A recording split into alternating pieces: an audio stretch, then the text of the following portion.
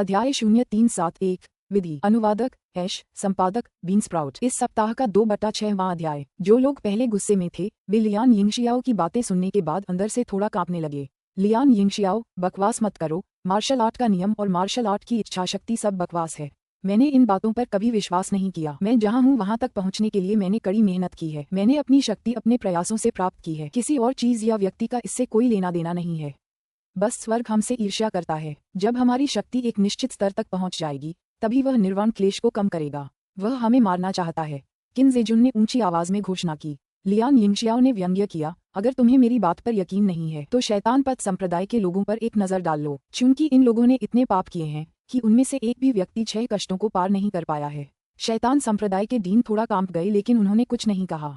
क्या ये सच है? क्या निर्वाण की विपत्ति वास्तव में किसी मार्शल आर्ट के नियम से संबंधित है? चेन जियांग ने सु मेयाओ और बाई यू से पूछा। हाँ, इसका संबंध है, लेकिन ठीक कैसे, मुझे इसका कोई अंदाजा नहीं है। अगर आप सचमुच कानून का उल्लंघन करते हैं तो जब आप विपत्ति से गुजर रहे होंगे तो निर्वाण विपत्ति और भी शक्तिशाली हो जाएगी। असल कानून क्या है ये भी हमें ठीक से नहीं पता। ज्यादा से ज्यादा मैं यही कह सकती हूँ कि मार्शल आर्ट के मार्ग से आप इसकी एक झलक देख सकते हैं।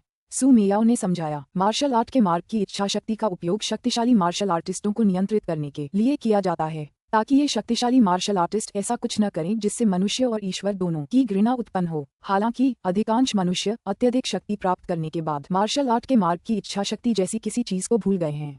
क्या बकवास है, किन जेजुन जोर से चिल्लाया। फिर बोला, चूंकि आप चेनवू मुख्य भूमि इतने शक्तिशाली हैं तो आपको इसके बारे में चिंता करने की जरूरत नहीं है। आप सब कुछ खुद संभाल सकते हैं। मुझे देखने दो कि तुम हीरो असेंबली कैसे बुलाओगे। किन जेजुन ने अपनी सीट पर लौटने से पहले कहा, वह ठंडी मुस्कान के साथ और सभी को बुरी तरह घूरते हुए। इस समय गु डोंगचेन ने कहा, किन जेजुन, मैं तुम्हारी महत्वाकांक्षा से तो वाकिफ था लेकिन मैंने सोचा भी नहीं था कि इतने सारे बेवकूफ तुम्हारी बकवास का पीछा करेंगे। और जैसा कि भाई लियान ने कहा था, ये कमीनी औरतें अंत में निर्वाण की विपत्ति में बुरी तरह मरेगी। वे पहले से ही लियान यिंगशियाओ के श्राप से क्रोधित थे और अब उन्हें फिर से श्राप दिया जा रहा है। इससे निर्वाण क्षेत्र के मार्शल कलाकार एक एक करके गु डोंगचेन को गुस्से से घूरने लगे। क्यों? क्या तुम लड़ना चाहते हो? क्या मैंने कुछ गलत कहा? तुम इतने सालों से जीवित हो फिर भी किसी और के गुलाम बनने को तैयार हो। तुमने मार्शल आर्ट सीखने के अपने मूल उद्देश्य को ही त्याग दिया है। मार्शल आर्ट के बल पर तुम शक्तिशाली बने हो लेकिन अब उसी शक्ति का उपयोग आम लोगों को नुकसान पहुंचाने के लिए करना चाहते हो। तुम्हें इसका परिणाम भुगतना ही पड़ेगा। गु डोंगचेन की आवाज नीरस थी, उसकी आवाज उपहास से भरी थी और जब उसने इन निर्वाण क्षेत्र के मार्शल कलाकारों को देखा तो उसकी आंखों में वास्तव में दया की झलक थी। सबसे दुखद बात तो ये है कि उन्हें अपने सबसे भरोसेमंद साधन को त्यागना पड़ता है।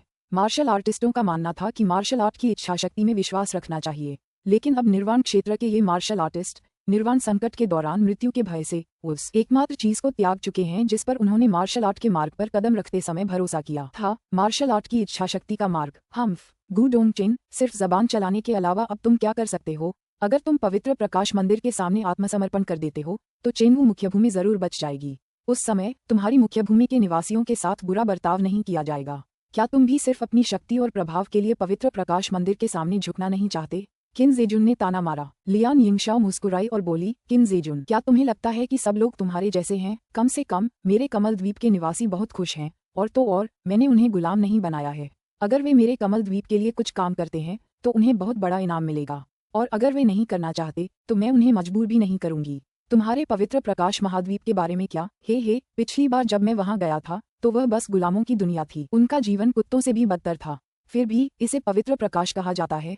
बकवास। उपनाम लियान। किन जेजुन गुस्से से भर गया। उसने पत्थर की मेज पर जोर से अपनी हथेली पटकी लेकिन सब हैरान रह गए क्योंकि मेज का एक भी टुकड़ा टूटा नहीं था। मेज जरा भी नहीं हिली। गु डोंगचेन ने व्यंग्य किया, चेनवू मुख्य भूमि के सभी धार्मिक संप्रदाय मार्शल आर्ट को बढ़ावा देने के लिए स्थापित किए गए थे। मार्शल कलाकार भी कभी सामान्य लोग थे। वे कदम दर कदम उनके स्तर तक पहुंच गए हैं। मनुष्य मार्शल आर्ट के मूल हैं, वे हमारी सुरक्षा की वस्तु हैं। जब प्रलय आ जाए और हम आगे बढ़ने को तैयार न हों तो क्या आप नागरिकों को राक्षसों और शैतानों का विरोध करने के लिए खड़ा करेंगे? उन राक्षसों और शैतानों का विरोध करने की उनमें क्या शक्ति है? कितना बोरिंग है। क्या आज हीरो असेंबली भी होगी? इस छोटी सी लड़की ने किसी तरह अपने व्यस्त कार्यक्रम से समय निकाल ही लिया, पर किसने सोचा था कि हमें यहाँ सुअरों के एक समूह को लेक्चर देना पड़ेगा। गलत, मैं सुअरों का अपमान कर रही हूँ। सुअर तुमसे अच्छे हैं, वो ऐसा कुछ नहीं करेंगे जिससे इंसानों पर आफत आए। हुआ शियांग्यू ने अपना कोमल गाल अपनी एक हथेली पर टिकाते हुए अधीर भाव से कहा, तुम किन जेजुन पूरी तरह गुस्से से आग बबूला हो गया। उसकी आंखों में एक भयानक चमक थी, मानो वह उन्हें जान से मारने के लिए बेताब हो। लेकिन उसे हर बात पर विचार करना था। अगर उसने चेनवू मुख्य भूमि के डीन को मार डाला तो पश्चिमी, उत्तरी और दक्षिणी सागरों के मार्शल आर्टिस्ट इस अवसर को हाथ से जाने नहीं देंगे और उसके पवित्र प्रकाश मंदिर को दुनिया से मिटा देंगे। अन्य 3 समुद्री क्षेत्रों के विशेषज्ञ मूर्ख नहीं थे। वे जानते थे कि पवित्र प्रकाश मंदिर का अस्तित्व उनके लिए एक बड़ा खतरा है। वे भी पवित्र प्रकाश मंदिर को ढहने देना चाहते थे, लेकिन पवित्र प्रकाश मंदिर ने हमेशा अन्य महाद्वीपों को अधीन करने के लिए शांतिपूर्ण तरीके अपनाए थे। अगर वे उसके पवित्र प्रकाश मंदिर के खिलाफ लड़ते तो संघर्ष होना तय था। उस समय दोनों पक्ष पराजित और घायल होते। हालांकि चेनवू मुख्य भूमि मात्र एक ही मुख्य भूमि थी, लेकिन गु डोंगचेन और अन्य लोगों की शक्ति को नजरअंदाज नहीं किया जा सकता था। संख्या में अधिक होने के बावजूद यह एक समृद्ध ऐतिहासिक मुख्य भूमि थी। यहाँ कुछ गुप्त और आक्रामक युद्ध कौशल के विशेषज्ञ अवश्य मौजूद होंगे। यदि वे यहाँ लड़ते तो किन जेजुन घायल भी हो सकता था। ये बात करना तुम्हारा काम नहीं है कि हम राक्षसों और शैतानों से कैसे बचाव करेंगे। तुम सब यहाँ से निकल सकते हो। तुम बहुत परेशान करने वाले हो। दानव और शैतान के क्षेत्र का खतरा आसन है, फिर भी तुम हमें धमकाने और पूरे पूर्वी समुद्र पर हावी होने के लिए इस अवसर का लाभ उठाना चाहते हो। ख्वाहिशमंद। लियू मैंगा खड़ी हो गई। उसके चेहरे पर बर्फ की तरह ठंडक थी। उसकी सुंदर आंखें गुस्से से चमक रही थीं। किन जेजुन को अब यह एहसास हो गया था कि वह चेनवू मुख्य भूमि को अपने वश में नहीं कर पाएगा। जो बात उसे समझ नहीं आ रही थी वह ये थी कि चेनवू मुख्य भूमि के निर्वाण स्तर के मार्शल आर्टिस्टों को वह साहस कहाँ से मिला कि वे अकेले ही दानवों और शैतानों का सामना करने की हिम्मत जुटा लेते थे। ये तो बस एक गतिरोध था। हालात उसके अनुमानों के मुताबिक नहीं थे। अरे बाप रे, दिव्य शास्त्र महारानी तो अब भी उतनी ही बहादुर हैं। हमारे पवित्र प्रकाश मंदिर के पोप से इस तरह बात करने की हिम्मत भी कर रहे हो। दूर से एक शरारती हंसी सुनाई दी जो एक बूढ़े आदमी की निकली। यह आवाज सुनकर निर्वाण क्षेत्र के कुछ मार्शल आर्टिस्ट अचानक चौंक गए। वहीं दूसरी ओर गु डोंगचेन तुरंत खड़े हो गए, हंसे और बोले, वीर सभा में भाग लेने वाले सच्चे लोग आ गए हैं। चेन जियांग थोड़ा उत्सुक था। उसने धीमी आवाज में पूछा, एल्डर वू, वे कौन हैं? वे अन्य 3 क्षेत्रों के विशेषज्ञ हैं। उनका हमारे चरम मार्शल संप्रदाय से कुछ मतभेद है। मूल रूप से उनका भाग लेने का इरादा नहीं था, लेकिन डीन ने किसी तरह उन्हें मना लिया। वू काइमिंग ने धीमी आवाज में उत्तर दिया। चेन जियांग को अब समझ में आया कि गु डोंगचेन ने क्यों कहा था कि सीटें पर्याप्त नहीं हैं। मूल रूप से अन्य 3 क्षेत्रों, दक्षिणी समुद्र, उत्तरी समुद्र और पश्चिमी समुद्र के मुख्य भूमि से आए विशेषज्ञों की संख्या पूर्वी समुद्र की तुलना में अधिक थी। अगर वे सभी आ जाते तो वर्तमान सभा की तुलना 1 लाख साल पहले की सभा से की जा सकती थी। तुम सब जल्दी से उठ जाओ, तुम दूसरों की सीट पर कब्जा कर रहे हो। लियान यिंगशियाओ हंसा। चेन जियांग का मानना था कि लियान यिंगशियाओ संभवतः 8वें स्तर के निर्वाण मार्शल आर्टिस्ट हैं, अन्यथा वह इतनी हिम्मत से किन जेजुन का विरोध नहीं करते। आखिरकार true martial sect, proud sword sect, free immortal sect और अन्य संप्रदायों के डीन चुपचाप सारी कार्यवाही देखते रहे।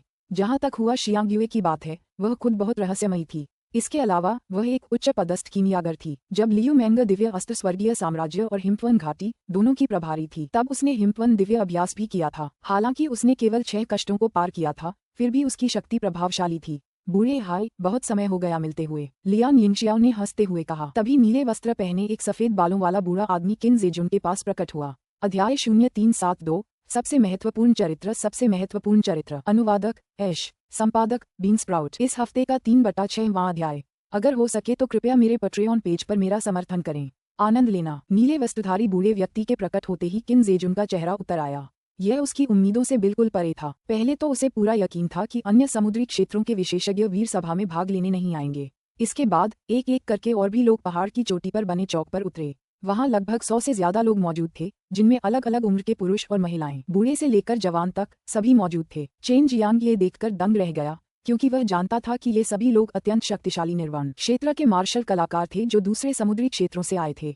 ये दृश्य वाकई आंखें खोल देने वाला था। पहली बार उसने इतने सारे निर्वाण क्षेत्र के मार्शल कलाकारों को एक साथ इकट्ठा होते और आपस में हंसते मुस्कुराते देखा। गु डोंगचेन उनका अभिवादन करने गया। चेन जियांग ने पाया कि ये सभी लोग आपस में अच्छी तरह से जुड़े हुए थे और एक दूसरे को जानते थे। लियू मैंगा, लियान यिंगशियाओ और अन्य लोग भी कुछ लोगों से मिलने गए। यहाँ तक कि प्राउड स्वॉर्ड सेक्ट की यू जियांगलिंग भी उनमें से कुछ को जानती थी। क्या यह नश्वर मार्शल दुनिया का विशेषज्ञ समूह है? ये सचमुच अद्भुत है, चेन जियांग ने आश्चर्य से कहा। आमतौर पर निर्वाण क्षेत्र के सभी मार्शल आर्टिस्ट यात्रा पर जाते हैं। दूसरे महाद्वीपों पर पहुंचने के बाद वे सबसे पहले उस महाद्वीप के विशेषज्ञों से मिलते हैं और फिर आपस में मेलजोल बढ़ाते हैं। कभी कभी वे कुछ चीजों का आदान प्रदान भी करते हैं। निर्वाण क्षेत्र के मार्शल आर्टिस्टों के लिए ये भी एक तरीका है जिससे वे बहुमूल्य जड़ी बूटियां प्राप्त करते हैं, सु मियाओ ने कहा। किन जेजुन बेहद निर्दयी था और हैरानी की बात ये थी कि वह अभी तक वहां से गया नहीं था। पूर्वी सागर के निर्वाण क्षेत्र के मार्शल आर्टिस्ट जिन्होंने पवित्र प्रकाश मंदिर के समक्ष आत्मसमर्पण किया था, उन्हें भी यह स्थिति असहनीय लग रही थी, क्योंकि वे सभी जानते थे कि अन्य 3 समुद्री क्षेत्रों में पवित्र प्रकाश मंदिर की कोई अच्छी प्रतिष्ठा नहीं थी और अब दूसरे लोग उन पर उंगली उठा रहे थे या उन्हें घूर रहे थे। कुछ तो उन्हें जानते भी थे, जिनमें से कुछ उनके मित्र थे। अरे पोप, आप अभी भी यहीं हैं, नीले वस्त्रधारी बूढ़े ने मुस्कुराते हुए कहा। चेन जियांग ने पाया कि ओल्ड हाउ नामक यह नीले वस्त्रधारी बुजुर्ग बहुत सम्मानित थे। निर्वाण क्षेत्र के कई मार्शल आर्टिस्ट उन्हें विनम्रतापूर्वक नमस्कार करते थे। लान हाय, क्या तुम सभी को एक्सट्रीम मार्शल सेक्ट से गहरी नफरत नहीं थी? अगर मुझे सही याद है तो अतीत में हुआंग जिनतियान ने तुम्हारे कुछ दांत तोड़ दिए थे। सिर्फ तुम ही नहीं, तुम्हारे समूह के अधिकांश लोगों को हुआंग जिनतियान ने एक बार पीटा था। किन जेजुन ने ताना मारा। चेन जियांग का दिल जोर से धड़कने लगा। उसे याद आया कि एक बार हुआंग जिनतियान ने कहा था कि अतीत में कई लोग उसे ताई ची सबड्यूइंग ड्रैगन एक्सरसाइज छोड़ने के लिए मजबूर करना चाहते थे, लेकिन उसने इनकार कर दिया और अंत में इसके परिणामस्वरूप एक बड़ा युद्ध हुआ जिसमें कई विशेषज्ञ उसके हाथों घायल हो गए और अंत में बीस्ट मार्शल सेक्ट के डीन ने भी अपनी जान गंवा दी। उसके खिलाफ कई लोगों ने एकजुट होकर विरोध किया और उसे आज तक एक्सट्रीम मार्शल सेक्ट के निषिद्ध क्षेत्र में कैद रखा गया है। हाँ, शुरू में हमारा आने का इरादा नहीं था, लेकिन हमें उस बूढ़े पागल से बस थोड़ी सी शिकायत थी। दूसरी ओर डीन गू एक दोस्त है। अब कृपया सभी लोग अपनी अपनी सीटों पर बैठ जाएं, जैसे पहले हुआ था। अब हीरोज असेंबली शुरू होगी, लैन हाई चिल्लाए। इसके बाद सभी अपनी अपनी मेज पर पहुंचे और एक एक करके बैठ गए। सिर्फ 400 महाद्वीप और 400 मेजें। शुरुआत में पवित्र प्रकाश मंदिर ने काफी सीटें घेरी थीं, लेकिन अब उन्हें वो सीटें खाली करनी पड़ रही थीं, जिससे किन जेजुन दुखी हो गया।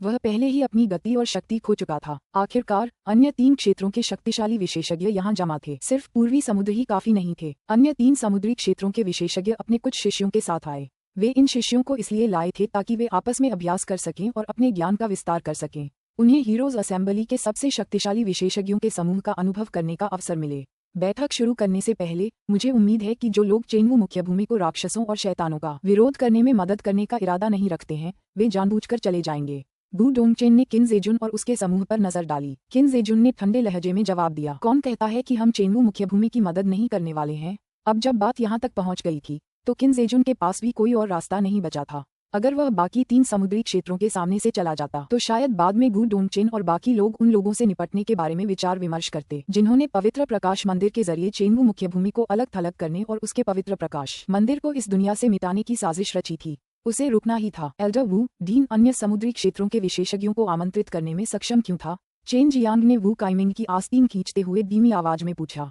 अब तक नायक सभा सही दिशा में आगे बढ़ रही थी। अब स्थिति यह है कि चेनवू मुख्य भूमि के लिए कुछ भी प्रतिकूल नहीं हो सकता, और इसलिए हुआंग जिनतियन की भविष्यवाणी की उसके साथ कोई विपत्ति आएगी भी पूरी नहीं होगी। बस इंतजार करो और देखो, तुम्हें जल्द ही पता चल जाएगा। वू काइमिंग का रंग रूप थोड़ा अजीब लग रहा था, लेकिन चेन जियांग आदेश से बाहर कुछ भी नहीं देख सका। चेन जियांग को यह महसूस हुए बिना नहीं रहा कि कुछ गड़बड़ है। हालांकि सब कुछ सही दिशा में आगे बढ़ रहा था, फिर भी उसे एक बुरा एहसास हो रहा था। गू डोंगचेन, राक्षसों और शैतानों का विरोध करने के बारे में बात करने की कोई बात नहीं है। इस बार हम सब 1 लाख शैतान पर्वत पर अपनी आखिरी सांस तक रक्षा करने आए हैं, ठीक वैसे ही जैसे पहले करते थे। हर महाद्वीप की अपनी व्यवस्था होगी। अब व्यापार की बात करते हैं, तुम्हें अपना वादा निभाना ही होगा, एक अधेड़ उम्र की सुंदरी ने कहा। ठीक है, चलो व्यापार की बात करते हैं। जब तक तुम्हारी प्रतिबद्धता सच्ची है, हम तुम्हें राक्षसों और शैतानों को मारने में मदद करेंगे। लैन हाई ने भी समर्थन किया। जल्द ही दूसरे लोग भी चिल्लाते हुए उनके पीछे आ गए। अब जाकर किन जेजुन को समझ आया, दरअसल गू डोंगचेन ने उनसे कुछ वादा किया था और सिर्फ इसी वजह से बाकी 3 समुद्री क्षेत्रों के विशेषज्ञ अपनी शिकायतें भुलाकर यहाँ आने को तैयार हुए थे। उसने जो वादा किया था उसके लिए वह बस इंतजार कर सकता था और सब कुछ चलने दे सकता था। ऐसी कौन सी खास बात हो सकती है जो उन सबको यहाँ खींच ला सके? चेन जियांग भी इसी सवाल के बारे में सोच रहा था। उसे याद आया कि जब हुआंग जिनतियान डीन थे तब उन्होंने कई शक्तिशाली विशेषज्ञों से दुश्मनी मोल ली थी। उसे अचानक लगा कि अन्य 3 क्षेत्रों के ये शक्तिशाली विशेषज्ञ अच्छे लोग नहीं थे। वे सभी यहाँ पूरी तरह से गू डोंगचेन द्वारा प्रस्तावित शर्तों के कारण आए थे। सभी लोग गू डोंगचेन की ओर देख रहे थे और उसके जवाब का इंतजार कर रहे थे। गू डोंगचेन ने जोर से खांसते हुए, आह भरते हुए कहा, मैं आपकी यात्रा को मूर्खतापूर्ण काम नहीं बनने दूंगा। वह व्यक्ति पहले से ही मेरी मेज पर बैठा है। इस समय गू डोंगचेन ने चेन जियांग की ओर देखा। चेन जियांग चकित रह गया। उसे अचानक कुछ याद आया, लेकिन वह विश्वास नहीं कर पा रहा था। क्या वह चेन जियांग नहीं है? क्या वह सचमुच हुआंग जिनतियान का शिष्य है? एक पल में लैंग हाई की आकृति नीली रोशनी की तरह पूरे चौक को पार कर गू डोंगचेन के सामने प्रकट हुई। चेन जियांग को अब यकीन हो गया था कि गू डोंगचेन ने उसे धोखा दे दिया है। अब उसे आखिरकार समझ आ गया कि हुआंग जिनतियन ने क्यों कहा था कि गू डोंगचेन चाहे कुछ भी करे उसे दोष नहीं देना चाहिए। हालांकि ऐसा था, फिर भी उसने गुस्से से गू डोंगचेन को देखा। लेकिन उसने देखा कि वह पूरी तरह से शर्मिंदा चेहरे के साथ मुस्कुरा रहा था। अन्य 3 समुद्री क्षेत्रों के विशेषज्ञों ने हुआंग जिनतियन के साथ सिर्फ इसलिए संघर्ष किया क्योंकि वे उसके ताई ची ड्रैगन वशीकरण अभ्यास को हासिल करना चाहते थे। अगर गु डोंगचेन ने हुआंग जिनतियन के प्रशिक्षु को भुगतान करने का वादा किया तो उन्होंने दानवों और शैतानों के आक्रमण का मिलकर विरोध करने में चेंगू मुख्यभूमि की मदद करने का वादा किया। चेन जियांग हुआंग जिनतियन का प्रशिक्षु था, इसलिए उसे ताई ची ड्रैगन वशीकरण अभ्यास जरूर आता था। अगर उसे नहीं पता होता तो वे चेन जियांग का इस्तेमाल हुआंग जिनतियन को धमकाने के लिए कर सकते थे। इसीलिए इन निर्वाण क्षेत्र के मार्शल कलाकारों की नज़र में चेन जियांग एक अनमोल खजाने जैसा था। गु डोंगचेन, कमीने, तुमने इस बाप को धोखा देने की हिम्मत कैसे की? चेन जियांग गुस्से से दहाड़ा। अब उसे समझ आ गया था कि उस पर आने वाली विपत्ति का क्या मतलब होता है। चेन जियांग की चीख सुनकर सब लोग चौंक गए, लेकिन अब उन्हें पूरा यकीन हो गया था कि चेन जियांग हुआंग जिनतियान का शिष्य है और गु डोंगचेन का मार्शल गुरु भी। सब लोग चुपके से एक दूसरे के कान में फुसफुसाते हुए धीमी आवाज में चेन जियांग के बारे में बात कर रहे थे, खासकर चेनवू मुख्यभूमि के विशेषज्ञ। चेन जियांग की पहचान से वे और भी हैरान थे। अब उन्हें समझ आ गया था कि गु डोंगचेन हमेशा चेन जियांग की रक्षा क्यों करता था, क्योंकि वह एक्सट्रीम मार्शल सेक्ट के तीनों दिग्गजों का मार्शल अंकल था। वर्तमान पीढ़ी के कई शिष्य तो डर के मारे मर गए, यहाँ तक कि चरम मार्शल संप्रदाय के शिष्य और वरिष्ठ भी, जो उस समय वहाँ मौजूद थे, आश्चर्यचकित रह गए। चेन जियांग को हमेशा से पता था कि ये दिन आएगा, लेकिन उसे उम्मीद नहीं थी कि यह इतनी जल्दी आ जाएगा। हालांकि वह गुस्से में था, उसने जल्दी से अपना दिमाग खराब किया और जल्द ही उसे एहसास हुआ कि गु डोंगचेन ने जरूर हुआंग जिनतियन से इस बारे में बात की होगी, वरना दुनिया की सारी हिम्मत होने पर भी गु डोंगचेन उसे बेचने की हिम्मत नहीं कर पाता। अध्याय 0373 बचना असंभव है, बचना असंभव है। अनुवादक ऐश, संपादक बीन स्प्राउट। इस सप्ताह का 4/6वां अध्याय। इन बातों का एहसास होने के बाद चेन जियांग को उतना गुस्सा नहीं आया। अब उसे इस अचानक आई घटना का ठीक से सामना करने के लिए खुद को शांत करना होगा। उसे ये निर्वाण क्षेत्र के मार्शल कलाकार कतई नहीं ले जा सकते थे, वरना वे भविष्य में उसे ताई ची वशीकरण ड्रैगन अभ्यास सौंपने के लिए तरह तरह की धमकियां और प्रलोभन देंगे। गु डोंगचेन ने उनसे सिर्फ इतना वादा किया था कि वह तुम्हें सौंप देगा। अब गु डोंगचेन ने अपना वादा पूरा कर दिया है। जहाँ तक उसका सवाल है, आगे जो भी होगा उससे उसका कोई लेना देना नहीं है। अगर तुम बच भी जाओ तो भी उन्हें अपना वादा पूरा करना होगा, इसलिए तुम्हें भागना ही होगा, सु मेयाओ ने कहा। वह और बाई यूयू दोनों बेहद चिंतित थीं। हालांकि उन्हें सबसे पहले खुद को शांत करना होगा और फिर जवाबी कार्रवाई पर चर्चा करनी होगी।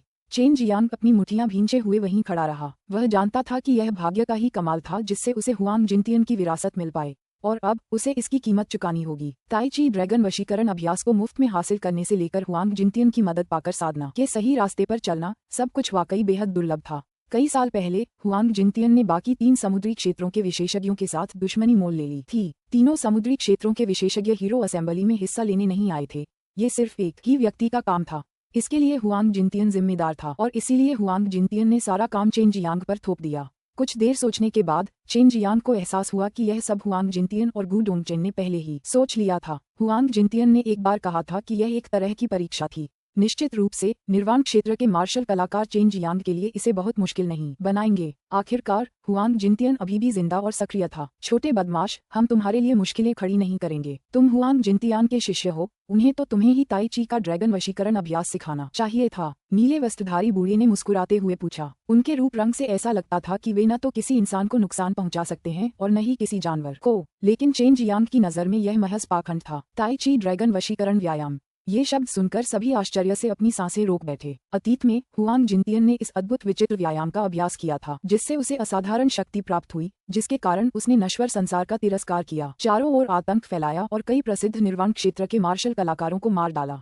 हुआंग जिनतियन द्वारा दंड स्वीकार करने और निषिद्ध क्षेत्र में खुद को कैद करने के बाद उसके शिष्य ने चरम मार्शल संप्रदाय की कमान संभाली। उसने भी इसी तरह ताई ची वशीकरण ड्रैगन अभ्यास की साधना की और उसकी साधना में तेजी से वृद्धि हुई।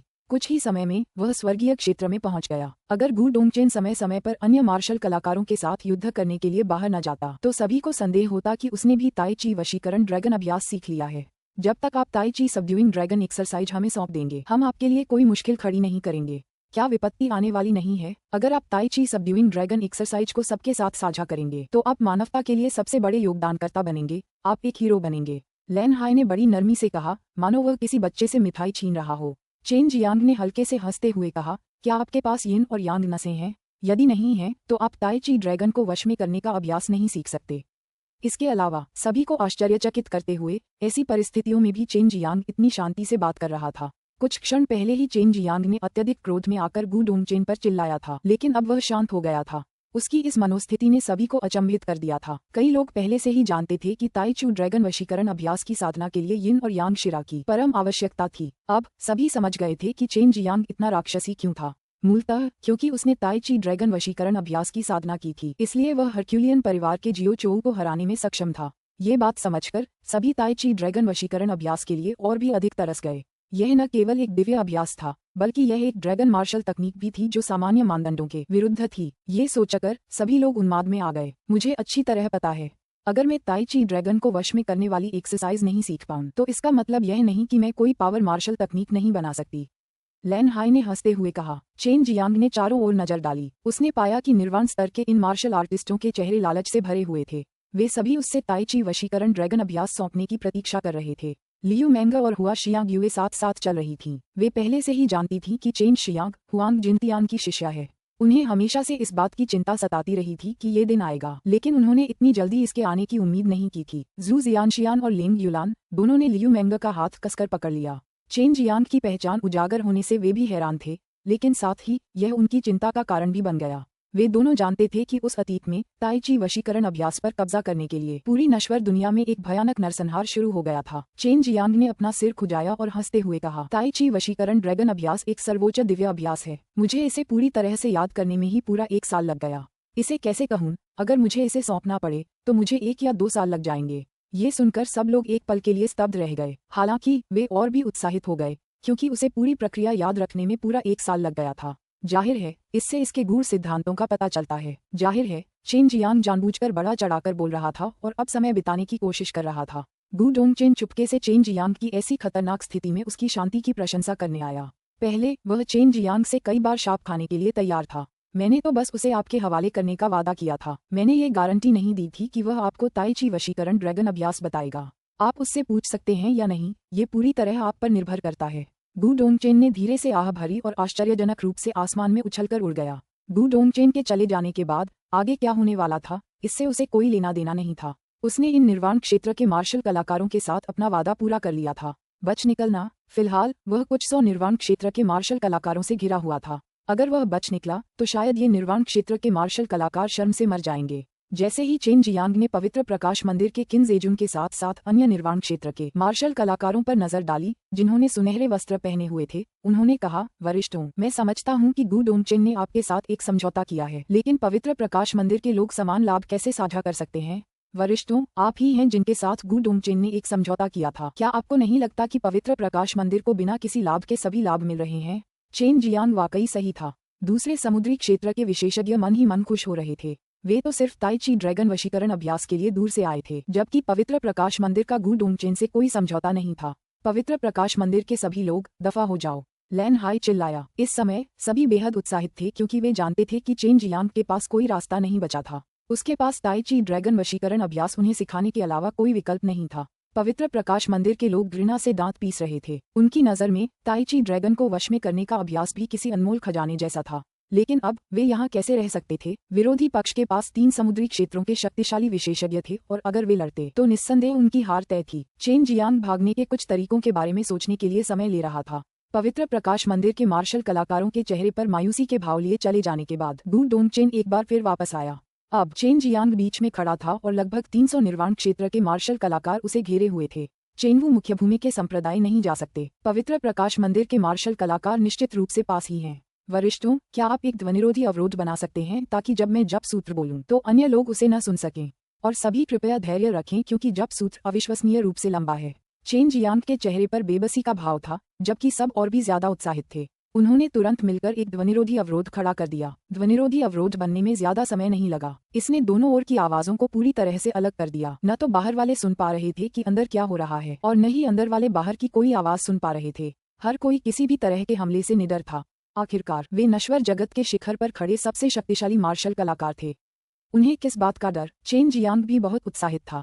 अगर वह इन लोगों के बीच से बच निकलने में कामयाब हो जाता तो यह उनके मुंह पर बेरहमी से थप्पड़ मारने से कम नहीं होता। अध्याय 0374 अवसर सृजन। अनुवादक ऐश, संपादक बीन स्प्राउट। इस सप्ताह का 5/6वां अध्याय। गू डोंगचेन के मन में ये बात भी नहीं आई कि चेन जियांग बच भी सकता है, क्योंकि यह बिल्कुल असंभव था।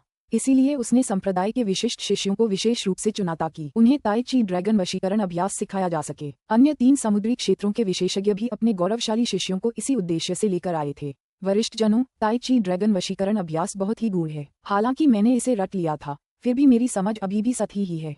अगर हर कोई इसके गूढ़ सिद्धांतों को समझना चाहता है तो आपको पहले ताई ची ड्रैगन वशीकरण अभ्यास की पृष्ठभूमि और उसकी कुछ कहानियों को जानना होगा।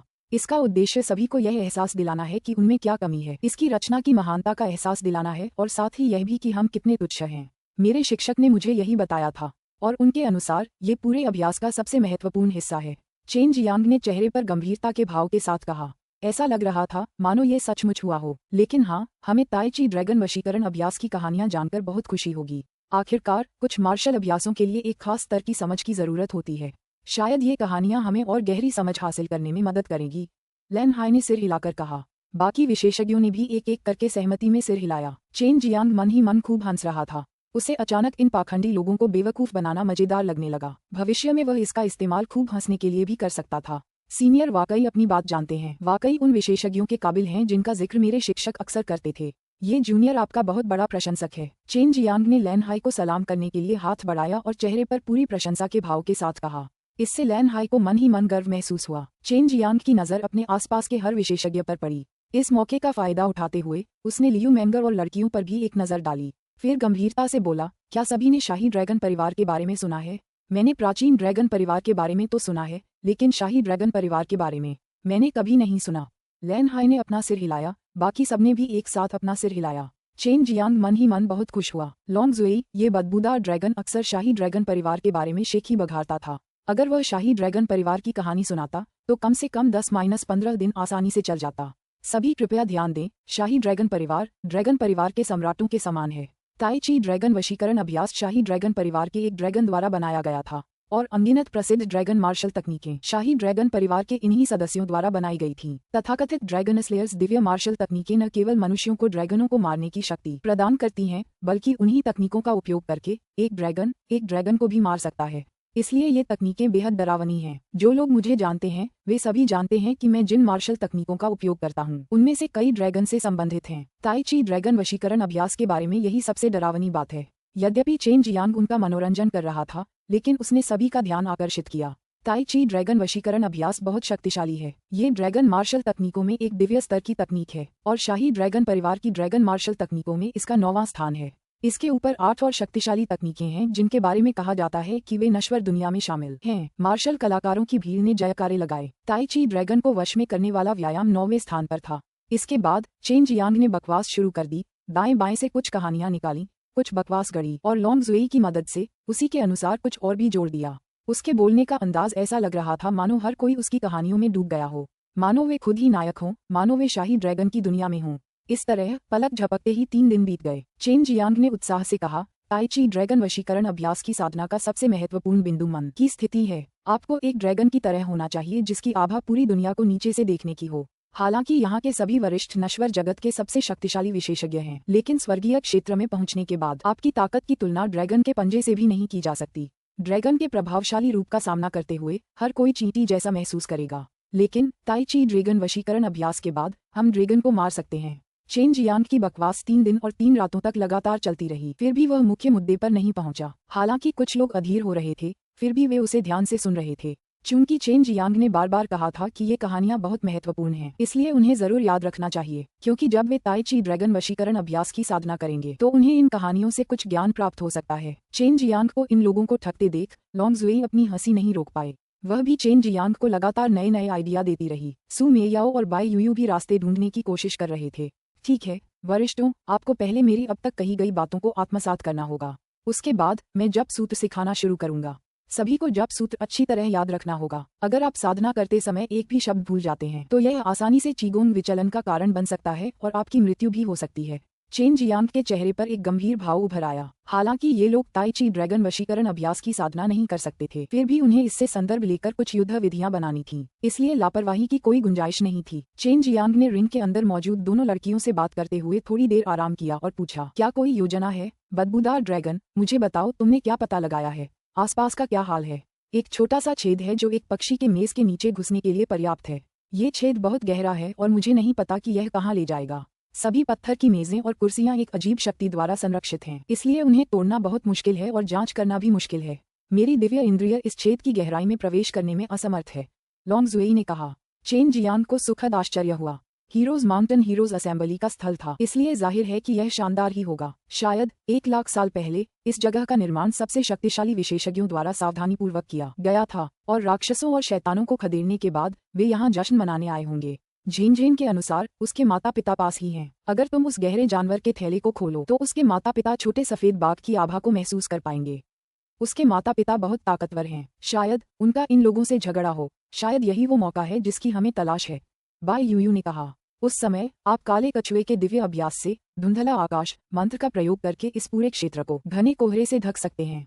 उसके बाद आप पक्षी का रूप धारण करके मेज के नीचे स्थित उस छेद में तेजी से प्रवेश कर सकते हैं, सू मेयाओ ने कहा। अब चेन जियान के पास कोई विकल्प नहीं बचा था। उसने चुपचाप उस गहन पशु थैली को खोला, जिससे छोटे सफेद बाघ की आभा चुपचाप बाहर निकल आई। बाई जेन से उसे पता चला कि उसके पिता और माता दोनों ही अत्यंत शक्तिशाली थे। उन्होंने कम से कम 8वां निर्वाण क्लेश पार कर लिया था। उन्हें नश्वर जगत के सर्वोच्च योद्धा माना जा सकता था। मानव जाति निश्चित रूप से इस प्रकार के राक्षस पशुओं के साथ मनमाने ढंग से झगड़ा शुरू करने का साहस नहीं कर सकती थी। गहरे राक्षस का थैला खुलने के बाद चेन जियांग ने बहुत धीरे धीरे शब्द दर शब्द मंत्रोच्चार करना शुरू किया। इस बार वह असली मंत्र बोल रहा था, लेकिन बहुत धीरे बोल रहा था। हालांकि ताई ची वशीकरण ड्रैगन अभ्यास का मंत्रोच्चार बहुत लंबा था। अगर वह इसे सामान्य गति से भी सिखाता तो भी इसमें बहुत समय लगता। ये निर्वाण क्षेत्र के मार्शल कलाकार मंत्रोच्चार के कुछ शब्द सुनकर ही बेहद उत्साहित हो गए, क्योंकि वे सभी इसकी गूढ़ता से परिचित थे। उन्हें लगा कि चेनवू मुख्य भूमि में आकर उन्हें बहुत बड़ी सफलता मिली है। उन्हें लगा कि वे ताई ची वशीकरण ड्रैगन अभ्यास से शक्तिशाली मार्शल तकनीकें बना सकते हैं, जो आने वाली पीढ़ियों को पीढ़ी दर पीढ़ी हस्तांतरित होंगी और उन्हें युगों युगों तक प्रसिद्ध बनाएगी। चेन जियांग द्वारा पढ़े जा रहे मंत्रोच्चार को सभी लोग चुपचाप सुन रहे थे। लियू मैंगर और अन्य लोगों को चेन जियांग के चरित्र की अच्छी समझ थी। उन्हें हमेशा लगता था कि कुछ न कुछ तो होना ही है। वे सभी जानते थे कि चेन जियांग इतनी आसानी से हार मानने वाला नहीं है। इसी तरह आधा दिन बीत चुका था, फिर भी चेन जियांग ने मंत्रोच्चार के सिर्फ 50 शब्द ही बोले थे। और तो और उसने इसे 3 बार दोहराया, इस बहाने से कि शायद दूसरों को याद न रहे। चेन जियांग वास्तव में ताई ची वशीकरण ड्रैगन अभ्यास नहीं सिखाएगा। अगर कोई दुष्ट इरादों वाला व्यक्ति इसके कारण कोई घातक मार्शल तकनीक बना ले तो यह आम लोगों के लिए संकट लेकर आएगा, खासकर शैतानी पथ के मार्शल कलाकारों के लिए। और अगर ये दानव और शैतानी क्षेत्र के हाथों में पड़ गया तो परिणाम विनाशकारी होंगे। अचानक दूर से 2 बाघों की दहाड़ें सुनाई दी, जिनके बाद एक जोरदार हवा का झोंका आया जो कत्लेआम की आभा से भरा था। हैरानी की बात यह थी कि यह झोंका उस बाधा को भेदता हुआ आया और मंत्रोच्चार के कुछ शब्दों को याद करने में डूबे कई लोगों को जगा दिया। चेन जियांग का दिल जोर जोर से धड़कने लगा। उसे पता था कि उसका मौका आ गया है। वह इस समय थोड़ा परेशान था, क्योंकि उसके चारों ओर निर्वाण क्षेत्र के मार्शल कलाकार मौजूद थे। अगर इस बार वह नाकाम रहा तो ये लोग उसका और भी सख्ती से ख्याल रखेंगे। उस समय भागने का कोई भी मौका मिलना मुश्किल होगा। अध्याय 0375 चौंकाने वाला विकास। चौंकाने वाला विकास। अनुवादक ऐश, संपादक बीन स्प्राउट। इस सप्ताह का 6/6वां अध्याय। निर्वाण क्षेत्र के कई मार्शल कलाकार, जिनकी साधना अपेक्षाकृत कम थी, लगातार आती रहने वाली उग्र बाघ की दहाड़ सुनकर अपने रंग रूप में बदलाव महसूस कर रहे थे। हालांकि वे भी निर्वाण क्षेत्र के मार्शल कलाकार थे, लेकिन श्वेत बाघ के इस स्तर का सामना करते हुए उनके पास भागने के अलावा कोई चारा नहीं था। श्वेत बाघ परिवार, गु डोंगचेन ने निराश होकर कहा। इस समय पूरा ध्वनिरोधी अवरोध पहले ही ध्वस्त हो चुका था। जंगल के अंदर सभी पक्षी और जानवर डर के मारे भागते हुए प्रतीत हो रहे थे। ऊपर आकाश तरह तरह के पक्षियों से भरा हुआ था जो संकट में भाग रहे थे। ऐसा कहा जा सकता है कि शिखर भय की धुंध में डूबा हुआ था।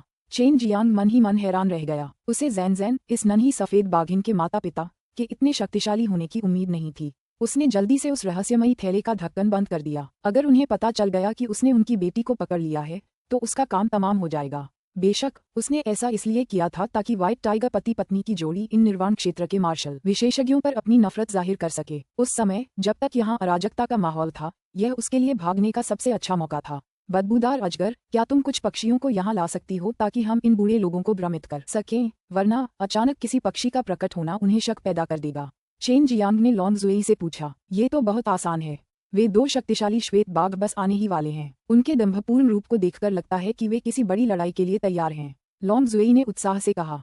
उसी समय पक्षियों का एक झुंड अचानक वीर पर्वत की चोटी पर आ गिरा। अनगिनत पक्षी टिड्डियों के झुंड की तरह आसमान में छा गए। चोटी पर मौजूद विशेषज्ञ भी बेबस थे। वे बस इतना ही कर पाए। सभी खड़े हो गए और अपनी निगाहें उस जगह की ओर घुमाईं जहां से बाघों की दहाड़ सुनाई दे रही थी। इस समय उन्हें केवल उन 2 शक्तिशाली श्वेत बाघों की ही चिंता थी। वे आ रहे हैं। गु डोंगचेन चिल्लाया और उड़ गया। वह चेनवू मुख्य भूमि का सबसे शक्तिशाली विशेषज्ञ था और साथ ही इस बार की वीर सभा का मेजबान भी था। निश्चित रूप से सभा की सुरक्षा सुनिश्चित करना उसका कर्तव्य था। गु डोंगचेन पर हमले का सबसे पहले असर हुआ क्योंकि उसकी मुट्ठियों से सफेद धुंध उठ रही थी। इन मुट्ठियों से निकलने वाली शक्ति और गति ने कई लोगों के दिलों को दहला दिया था। ये ठीक उसी व्यक्ति की ताकत थी जिसने 8 निर्वाण परीक्षाएं पार की थीं। ठीक उसी क्षण जब गु डोंगचेन बाहर निकला, दूर से सफेद रोशनी की 2 लकीरें उसकी ओर आईं और तेजी से गु डोंगचेन से टकरा गईं। गु डोंगचेन ने तुरंत ही जोरदार चीख के साथ मुक्का मारा, मानो उसमें पहाड़ों को गिराने और समुद्रों को उलट देने की शक्ति थी। पलक झपकते ही ऐसा लगा जैसे आकाश और धरती ढहने वाले हों। धरती का एक बड़ा हिस्सा फट गया, यहाँ तक कि हीरोज माउंटेन भी जोर से कांप रहा था। तेज रोशनी की एक लहर ने आकाश और धरती को ढक लिया और इससे भी बुरी बात ये थी कि लोगों को एक तरह की जलन महसूस हो रही थी। बेशक जिस चीज ने सबको भयभीत कर दिया था वह थी दुनिया भर में फैली राक्षसी वध क्यूई। ऐसा लग रहा था मानो वे किसी युद्धभूमि में हों जहां 1 अरब से ज्यादा लोग एक दूसरे का वध कर रहे हों। चमकती रोशनी के गायब होने के बाद एक अधेड़ उम्र का जोड़ा गु डोंगचेन के सामने खड़ा था। जोड़े ने जो वस्त्र पहना था वह बिल्कुल सफेद बाघ के फर जैसा था। उस पर कई धारियां थीं और उनके चेहरे गुस्से से भरे हुए लग रहे थे। इसी समय पक्षियों का एक झुंड एक बार फिर मार्शल आर्टिस्टों की भीड़ में आ गया। फिलहाल सबका ध्यान पूरी तरह से व्हाइट टाइगर पति पत्नी पर केंद्रित था। उन्हें इस बात का जरा भी एहसास नहीं हुआ कि उनके पैरों के नीचे धीरे धीरे घना कोहरा छा रहा है। लियान यिंगशियाओ और नीले वस्त्रधारी बूढ़े व्यक्ति ने भी हमला किया और गु डोंगचेन के बगल में खड़े व्हाइट टाइगर दंपत्ति का सामना किया। वे सभी उड़ नहीं रहे थे बल्कि अपनी ताकत से अपने शरीर को हवा में उछाल रहे थे, जो केवल निर्वाण क्षेत्र के मार्शल कलाकार ही कर सकते हैं। चेन जियांग भी बेहद तनाव में था। जिस क्षण तेज रोशनी ने सबकी दृष्टि को ढक लिया उसी क्षण उसने चुपचाप धुंधला आकाश मंत्र का प्रयोग किया। काले कछुए के दिव्य अभ्यास में अनगिनत क्रियाएं थीं। आमतौर पर ये सभी क्रियाएं भागने पर केंद्रित थीं, इसीलिए वह इनका प्रयोग कम ही करता था। लेकिन अब इनका प्रयोग करने का बिल्कुल सही समय था जब उसने लगातार बड़ी मात्रा में जल छोड़ा जिसमें सच्ची ऊर्जा समाहित थी और जो सफेद धुंध में परिवर्तित हो गई तो धुंध और भी घनी होती चली गई। कुछ ही सेकंड में पहाड़ की चोटी पर मौजूद भीड़ घनी धुंध में लिपट गई। अचानक चेन जियांग ने 72 रूपांतरणों का प्रयोग किया और चुपचाप खुद को एक छोटे पक्षी में बदल लिया। इस समय कई पक्षी भीड़ के बीच अफरा तफरी में भाग रहे थे, इसलिए वह किसी की नजर में नहीं आना चाहता था। चेन जियांग गायब हो गया है, एक बूढ़ा आदमी अचानक चिल्लाया। हालांकि कई लोग व्हाइट टाइगर जोड़े पर नजर रख रहे थे, फिर भी कुछ लोग चेन जियांग पर नजर रख रहे थे। जैसे ही चेन जियांग का पता चला ये तुरंत पता चल गया। चेन जियांग एक छोटे पक्षी में बदल गया और तुरंत लॉन्ग जुई के निर्देशानुसार उस पत्थर की मेज की ओर उड़ गया और मेज के नीचे बने छोटे से छेद में घुस गया। जैसे ही वह छेद में घुसा उसने किसी को ये कहते सुना कि वह गायब हो गया है। चेन जियांग भाग गया। इतना कोहरा कैसे हो सकता है? एक बूढ़ा आदमी गुस्से से दहाड़ा और हवा का एक झोंका छोड़ा जिससे कोहरा उड़ गया और चेन जियांग को तुरंत ढूंढने लगा। जल्दी करो, हर जगह देखो, लैन हाई चिल्लाई। मैदान अचानक पूरी तरह से अफरा तफरी में डूब गया और जब श्वेत बाघ दंपति ने देखा कि उनकी बेटी यहाँ नहीं है बल्कि इसके विपरीत यहाँ कई शक्तिशाली विशेषज्ञ मौजूद हैं, तो वे गुस्से में कई बार दहाड़ते हुए उड़ गए। हालांकि ये जानवर रूप बदल सकते थे, फिर भी मनुष्य उनसे बहुत घृणा करते थे। सफेद बाघ दंपति को डर था कि कहीं वे अपनी बेटी को ढूंढने के बजाय पकड़े न चले जाएं, इसलिए उनके पास जाने के अलावा कोई चारा नहीं था। जल्दी से उसे ढूंढो, वो ज्यादा दूर नहीं गया होगा। नीले वस्त्र पहने बूढ़ा आदमी चिंतित होने के साथ साथ गुस्से में भी था। हवा में ऊपर उड़ते हुए उसकी नजर पहाड़ी जंगल में हर जगह घूम रही थी और उसने अपनी शक्तिशाली दिव्य इंद्रिय को भी प्रकट किया जो चारों ओर फैल रही थी। चेन जियांग के उस छोटे से छेद में छिपते ही कुछ ही सेकंड में उसे अचानक सैकड़ों शक्तिशाली दिव्य इंद्रियों का आभास हुआ, लेकिन उसे पकड़ा नहीं जा सका और इस तरह वह और भी इत्मीनान से छेद में उतरता रहा। निर्वाण क्षेत्र के सैकड़ों दिव्य मार्शल कलाकारों की खोज में मानव तो क्या, वे चींटियों की संख्या से भी आगे निकल गए, फिर भी वे चेन जियांग को नहीं ढूंढ पाए। ये क्या हो गया? उस छोटे बदमाश की तो बात ही छोड़ो, अगर हुआंग जिनतियान यहाँ होता भी तो इतने कम समय में भागना बिल्कुल नामुमकिन होता। अगर वो भाग भी जाता तो भी अपनी आभा के उतार चढ़ाव छोड़ जाता, लेकिन ये बदमाश तो मानो हवा में गायब हो गया। लान हाई ने गुस्से से कहा। वह इस तथ्य को स्वीकार नहीं कर पा रहा था। हालांकि स्थिति बेहद अराजक थी, लेकिन उसे लग रहा था कि इतने सारे निर्वाण स्तर के मार्शल आर्टिस्टों से घिरे होने पर वह खुद भी बच नहीं पाएगा। लेकिन सच तो ये था कि चेन जियांग बिना किसी निशान के गायब हो गया था। ये लोग नश्वर जगत के सबसे शक्तिशाली लोग थे। उनकी दिव्य इंद्रियां जमीन के नीचे लगभग 100 झांग गहराई तक खोज सकती थीं। कुछ ही समय में पूरा हीरो पर्वत उनकी दिव्य इंद्रियों द्वारा बंद कर दिया गया था। उन्हें कई पक्षियों और जानवरों के भागते हुए होने का आभास हो रहा था, लेकिन उन्हें किसी भी इंसान के भागते हुए होने का आभास नहीं हो रहा था। दूर दूर से आए निर्वाण स्तर के मार्शल आर्टिस्ट बेचैनी से इधर उधर खोज रहे थे। एक ओर वे बड़बड़ा रहे थे और गालियां दे रहे थे, वहीं दूसरी ओर वे अपनी दिव्य चेतना का उपयोग करके चेन जियांग को ढूंढ रहे थे। यहाँ तक कि गु डोंगचेन और वू काइमिंग भी खोज में शामिल थे। लियू मैंगा और हुआ शियांग युए भी चौक के किनारे पर खड़ी थीं। उन्होंने अपनी दिव्य चेतना का प्रयोग किया और अपने चारों ओर के पहाड़ी जंगल का अवलोकन किया। चेन शियांग के बच निकलने से वे बेहद खुश थीं, लेकिन वे यह नहीं समझ पा रही थीं कि चेन शियांग ने किस तरीके से भाग निकला। अगर कुछ ही निर्वाण स्तर के मार्शल आर्टिस्ट होते तो यह संभव था, लेकिन यहाँ सैकड़ों निर्वाण स्तर के मार्शल आर्टिस्ट मौजूद थे, फिर भी वह सुरक्षित बच निकला। जू जियांगसियन ने धीमी आवाज में कहा, भाई जियांग ने वास्तव में सभी को आश्चर्यचकित कर दिया है। वह वास्तव में भाग गया था। क्या वह बकवास कर रहा था? वह हमेशा मौके की तलाश में रहता है। ये छोटा बदमाश सचमुच घिनौना हो सकता है। मुझे लगता है कि यह धुंध निश्चित रूप से उसी ने बनाई है। हुआ जियांगयू ने सफेद धुंध को देखते हुए धीमी आवाज में कहा। अचानक पूरा सफेद कोहरा आसमान में तैर गया और धीरे धीरे एक साथ इकट्ठा होकर शब्दों की एक पंक्ति बन गई। मूर्खों का एक समूह, हा हा हा, जल्दी से आसमान की तरफ देखो। एक आदमी चिल्लाया तो सभी ने सिर उठाया। वाक्य पढ़ते ही वे लगातार गुस्से से भर गए। उन्हें समझ आ गया कि चेन जियांग उन्हें, निर्वाण क्षेत्र के मार्शल कलाकारों को, बेशर्मी से शर्मिंदा कर रहा है और उन्हें भी यह बहुत बड़ा अपमान लगा। उन कुछ शब्दों को देखकर लैन हाई क्रोधित होकर दहाड़ा और आकाश की ओर हथेली मारी, जिससे सफेद धुंध छट गई। उसके बाद उसने गु डोंगचेन की ओर देखा। मेरी तरफ मत देखो, मुझे भी कुछ नहीं पता। गु डोंगचेन ने अपना हाथ फैलाया और उसके चेहरे पर एक कड़वी मुस्कान आ गई। अध्याय 0376 रहस्यमय मार्ग। रहस्यमय मार्ग। अनुवादक ऐश, संपादक बीन स्प्राउट। इस सप्ताह के अध्याय का 1/6 भाग। कृपया मेरे पैट्रियन पेज पर मेरा समर्थन करें। दरअसल इसका गु डोंगचेन से कोई लेना देना नहीं था। जब चेन जियांग गायब हुआ तो सभी ने गु डोंगचेन को व्हाइट टाइगर दंपत्ति को रोकते हुए देखा था, जो अचानक उनके सामने प्रकट हो गए थे। वह व्हाइट टाइगर दंपत्ति अचानक आया और अचानक चला गया, जिससे भी सभी हैरान थे। सबका मानना था कि चेन जियांग किसी गुप्त तकनीक का इस्तेमाल करके भाग निकला था। बस एक बात पर उन्हें पूरा यकीन था कि कोहरा चेन जियांग ने ही छोड़ा था। उस बदमाश में वाकई भागने की क्षमता है। हालांकि मैं अभी भी इस मार्शल तकनीक को समझ नहीं पाया हूं जो इतना पानी पीछे छोड़ सकती है, लेकिन जाहिर है उसने भागने के लिए इस तरह की मार्शल तकनीक का इस्तेमाल नहीं किया होगा। अगर उसने किया होता तो उसने जरूर ट्रू क्यूई से भरपूर पानी छोड़ा होता। लियान यिंगशियाओ ने मुड़कर पास में रखी पत्थर की मेजों को देखा। हालांकि उसने छेद देखा था, लेकिन उसके मन में कभी यह ख्याल नहीं आया कि कोई यहाँ से भाग सकता है, क्योंकि उसके मन में कोई इंसान इस छेद में कभी नहीं जा सकता। हा हा हा, क्या बेवकूफों का झुंड है। हैरानी की बात है कि वो छोटा सा बदमाश भाग गया। हा हा हा, मैं तो हंसते हंसते लोटपोट हो रहा हूँ। अपनी पूरी जिंदगी में मैंने अब तक यही सबसे मजेदार चीज देखी है। अचानक एक अजीब सी हंसी गूंजी, जिससे लैन हाई और बाकियों को और भी गुस्सा आ गया। ये हुआंग जिनतियन की हंसी थी। शुरू में मैं उस बदमाश को बचाने से पहले ताई ची ड्रैगन वशीकरण अभ्यास का आधा हिस्सा सिखाने तक इंतजार करने वाला था, लेकिन कौन उम्मीद कर सकता था कि वह इतनी बकवास करेगा। और जब तुम मूर्खों ने सचमुच उस पर विश्वास कर लिया तो वह भाग निकला। हा हा हा, सचमुच मेरे शिष्य के योग्य। वे बकवास कहानियां सब झूठी हैं, उस बदमाश ने गढ़ी हैं, लेकिन वास्तव में वे इतनी बुरी नहीं थीं। वे तुम मूर्खों को 3 दिन और 3 रात तक उसकी बातें सुनने के लिए मूर्ख बनाने के लिए पर्याप्त थीं। हुआंग जिनटियन के बोलते ही वह एक बार फिर पागलों की तरह हंसने लगा। उसकी हंसी सुनकर लैन हाई और बाकी लोग पीले पड़ गए। चेन जियांग ने सचमुच उनके साथ सुअरों जैसा बर्ताव किया था। 1 और 3 दिन और 3 रातों तक उन्हें बेवकूफ बनाया था। हा हा हा, ये तो बहुत मजेदार है। सुअरों का झुंड। वैसे उस बदमाश की कहानी तो बहुत अच्छी थी। तुम्हें यहाँ कोई नुकसान नहीं हुआ है। हा हा हा, इससे पहले जब हुआंग जिनतियन ने चेन जियांग को ये कहानियां सुनाते सुना था तो हंसते हंसते उसके मुंह से खून निकलने ही वाला था। और अब जब चेन जियांग भाग गया था तो वह इन आत्मधर्मी निर्वाण क्षेत्र के मार्शल कलाकारों का बेरहमी से मजाक उड़ा रहा था। नीले वस्त्रधारी बूढ़े, अगर मुझे ठीक से याद है तो जब वह छोटा बदमाश कहानी सुना रहा था तो सबसे पहले उसकी तारीफ तुम ही कर रहे थे। अब लगता है तुम सबसे बेवकूफ सुअर हो। हा हा हा, लैन हाई गुस्से से कांप रहा था। उसे खून की उल्टी होने का मन कर रहा था। जब दूसरों ने उस समय के बारे में सोचा जब लैन हाई चेन जियांग की धुन पर गा रहा था तो ये सच था कि लैन हाई पूरी तरह से बेवकूफ था। इस उम्र में उसके साथ एक छोटे बदमाश ने खेल खेला था। जू जियांजियान और लेंग युलान भी हंसना चाहते थे पर हिम्मत नहीं जुटा पाए।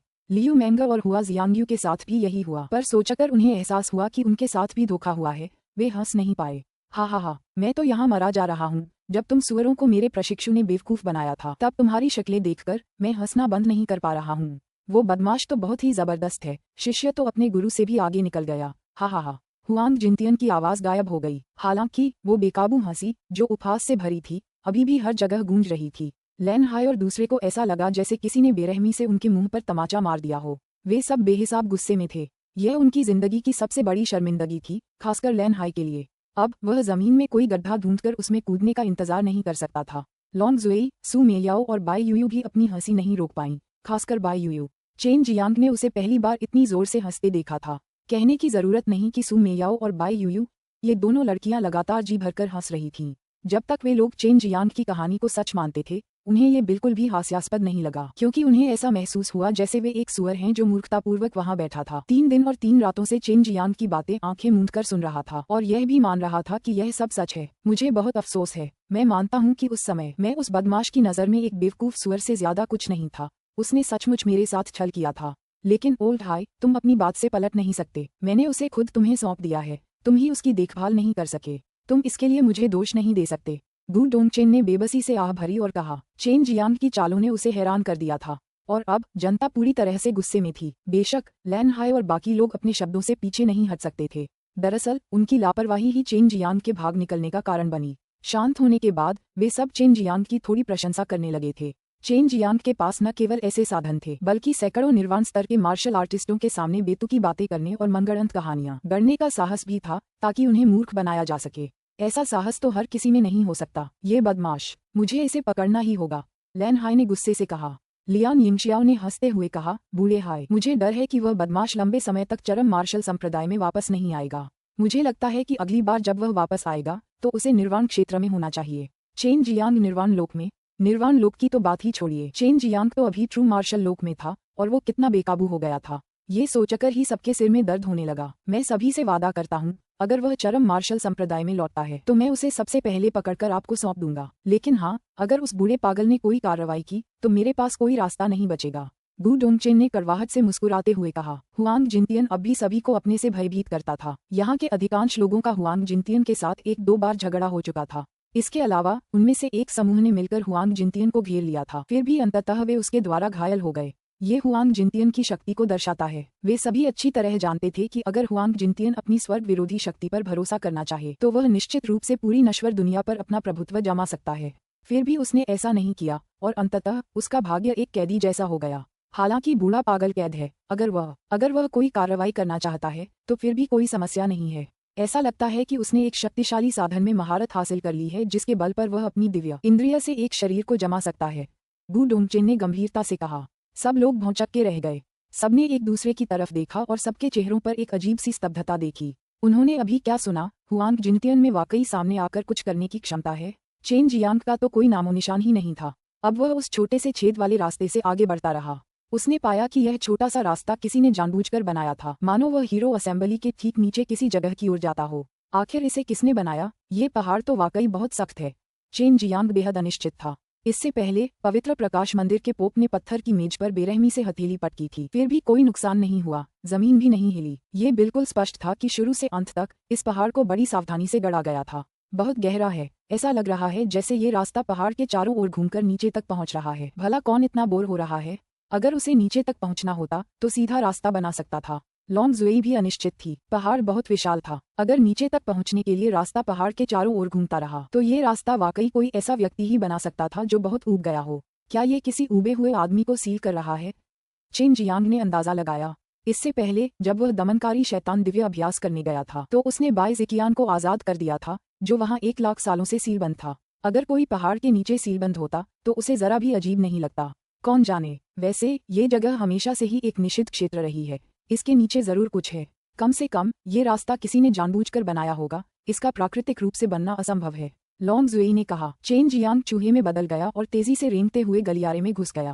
पहले तो उसका इरादा यहाँ छिपकर जाने का था, लेकिन अब अपनी जिज्ञासा से प्रेरित होकर वह आगे बढ़ता रहा। Footnote caret TLN। हर कोई सोच रहा होगा कि जब उन्हें धोखा दिया गया तो वे सुअर की तरह क्यों महसूस कर रहे थे। ऐसा इसलिए है क्योंकि चीनी ज्योतिष के अनुसार जिन लोगों की राशि सुअर है वे भरोसेमंद और कभी कभी भोले होते हैं, इसलिए वे आसानी से जाल में फंस सकते हैं। अध्याय 0377 आकस्मिक मुलाकात। अनुवादक ऐश, संपादक फिंगरफॉक्स। यह अध्याय अनाम द्वारा प्रायोजित है। हमारा समर्थन करने के लिए धन्यवाद। आनंद लेना। हीरो असेंबली आधिकारिक तौर पर शुरू हुई। विशेषज्ञों की भीड़ ने इस बात पर चर्चा की कि कैसे मिलकर उस दरार को पाटा जाए और बाद में उन दुष्ट राक्षसों का नाश किया जाए। स्वाभाविक रूप से चेन जियांग, जो अभी भी उस शांत और अंधेरे रास्ते में था, उसे कुछ पता नहीं चल पाया। उसे थोड़ी चिंता इस बात की थी कि कहीं उसे किसी खतरे का सामना न करना पड़े। इस स्थान को एक शक्तिशाली प्रतिबंधात्मक मंत्र से घेर दिया जाना चाहिए, अन्यथा यह इतना दृढ़ नहीं होगा। सु मेयाओ ने कहा। चेन जियांग ने भी कोशिश की, लेकिन चाहे जितना भी प्रयास किया वह पत्थर का एक टुकड़ा भी नहीं हिला सका, सतह पर एक खरोंच भी नहीं छोड़ सका। अब उसे यकीन हो गया था कि पहाड़ के नीचे जरूर कुछ अच्छी चीजें छिपी होंगी। ये पर्वत 1 लाख साल पहले बना था, उस समय जब युद्धकला फल फूल रही थी। बाद में आपदा के कारण कई युद्धकला और कीमिया तकनीकें लुप्त हो गईं।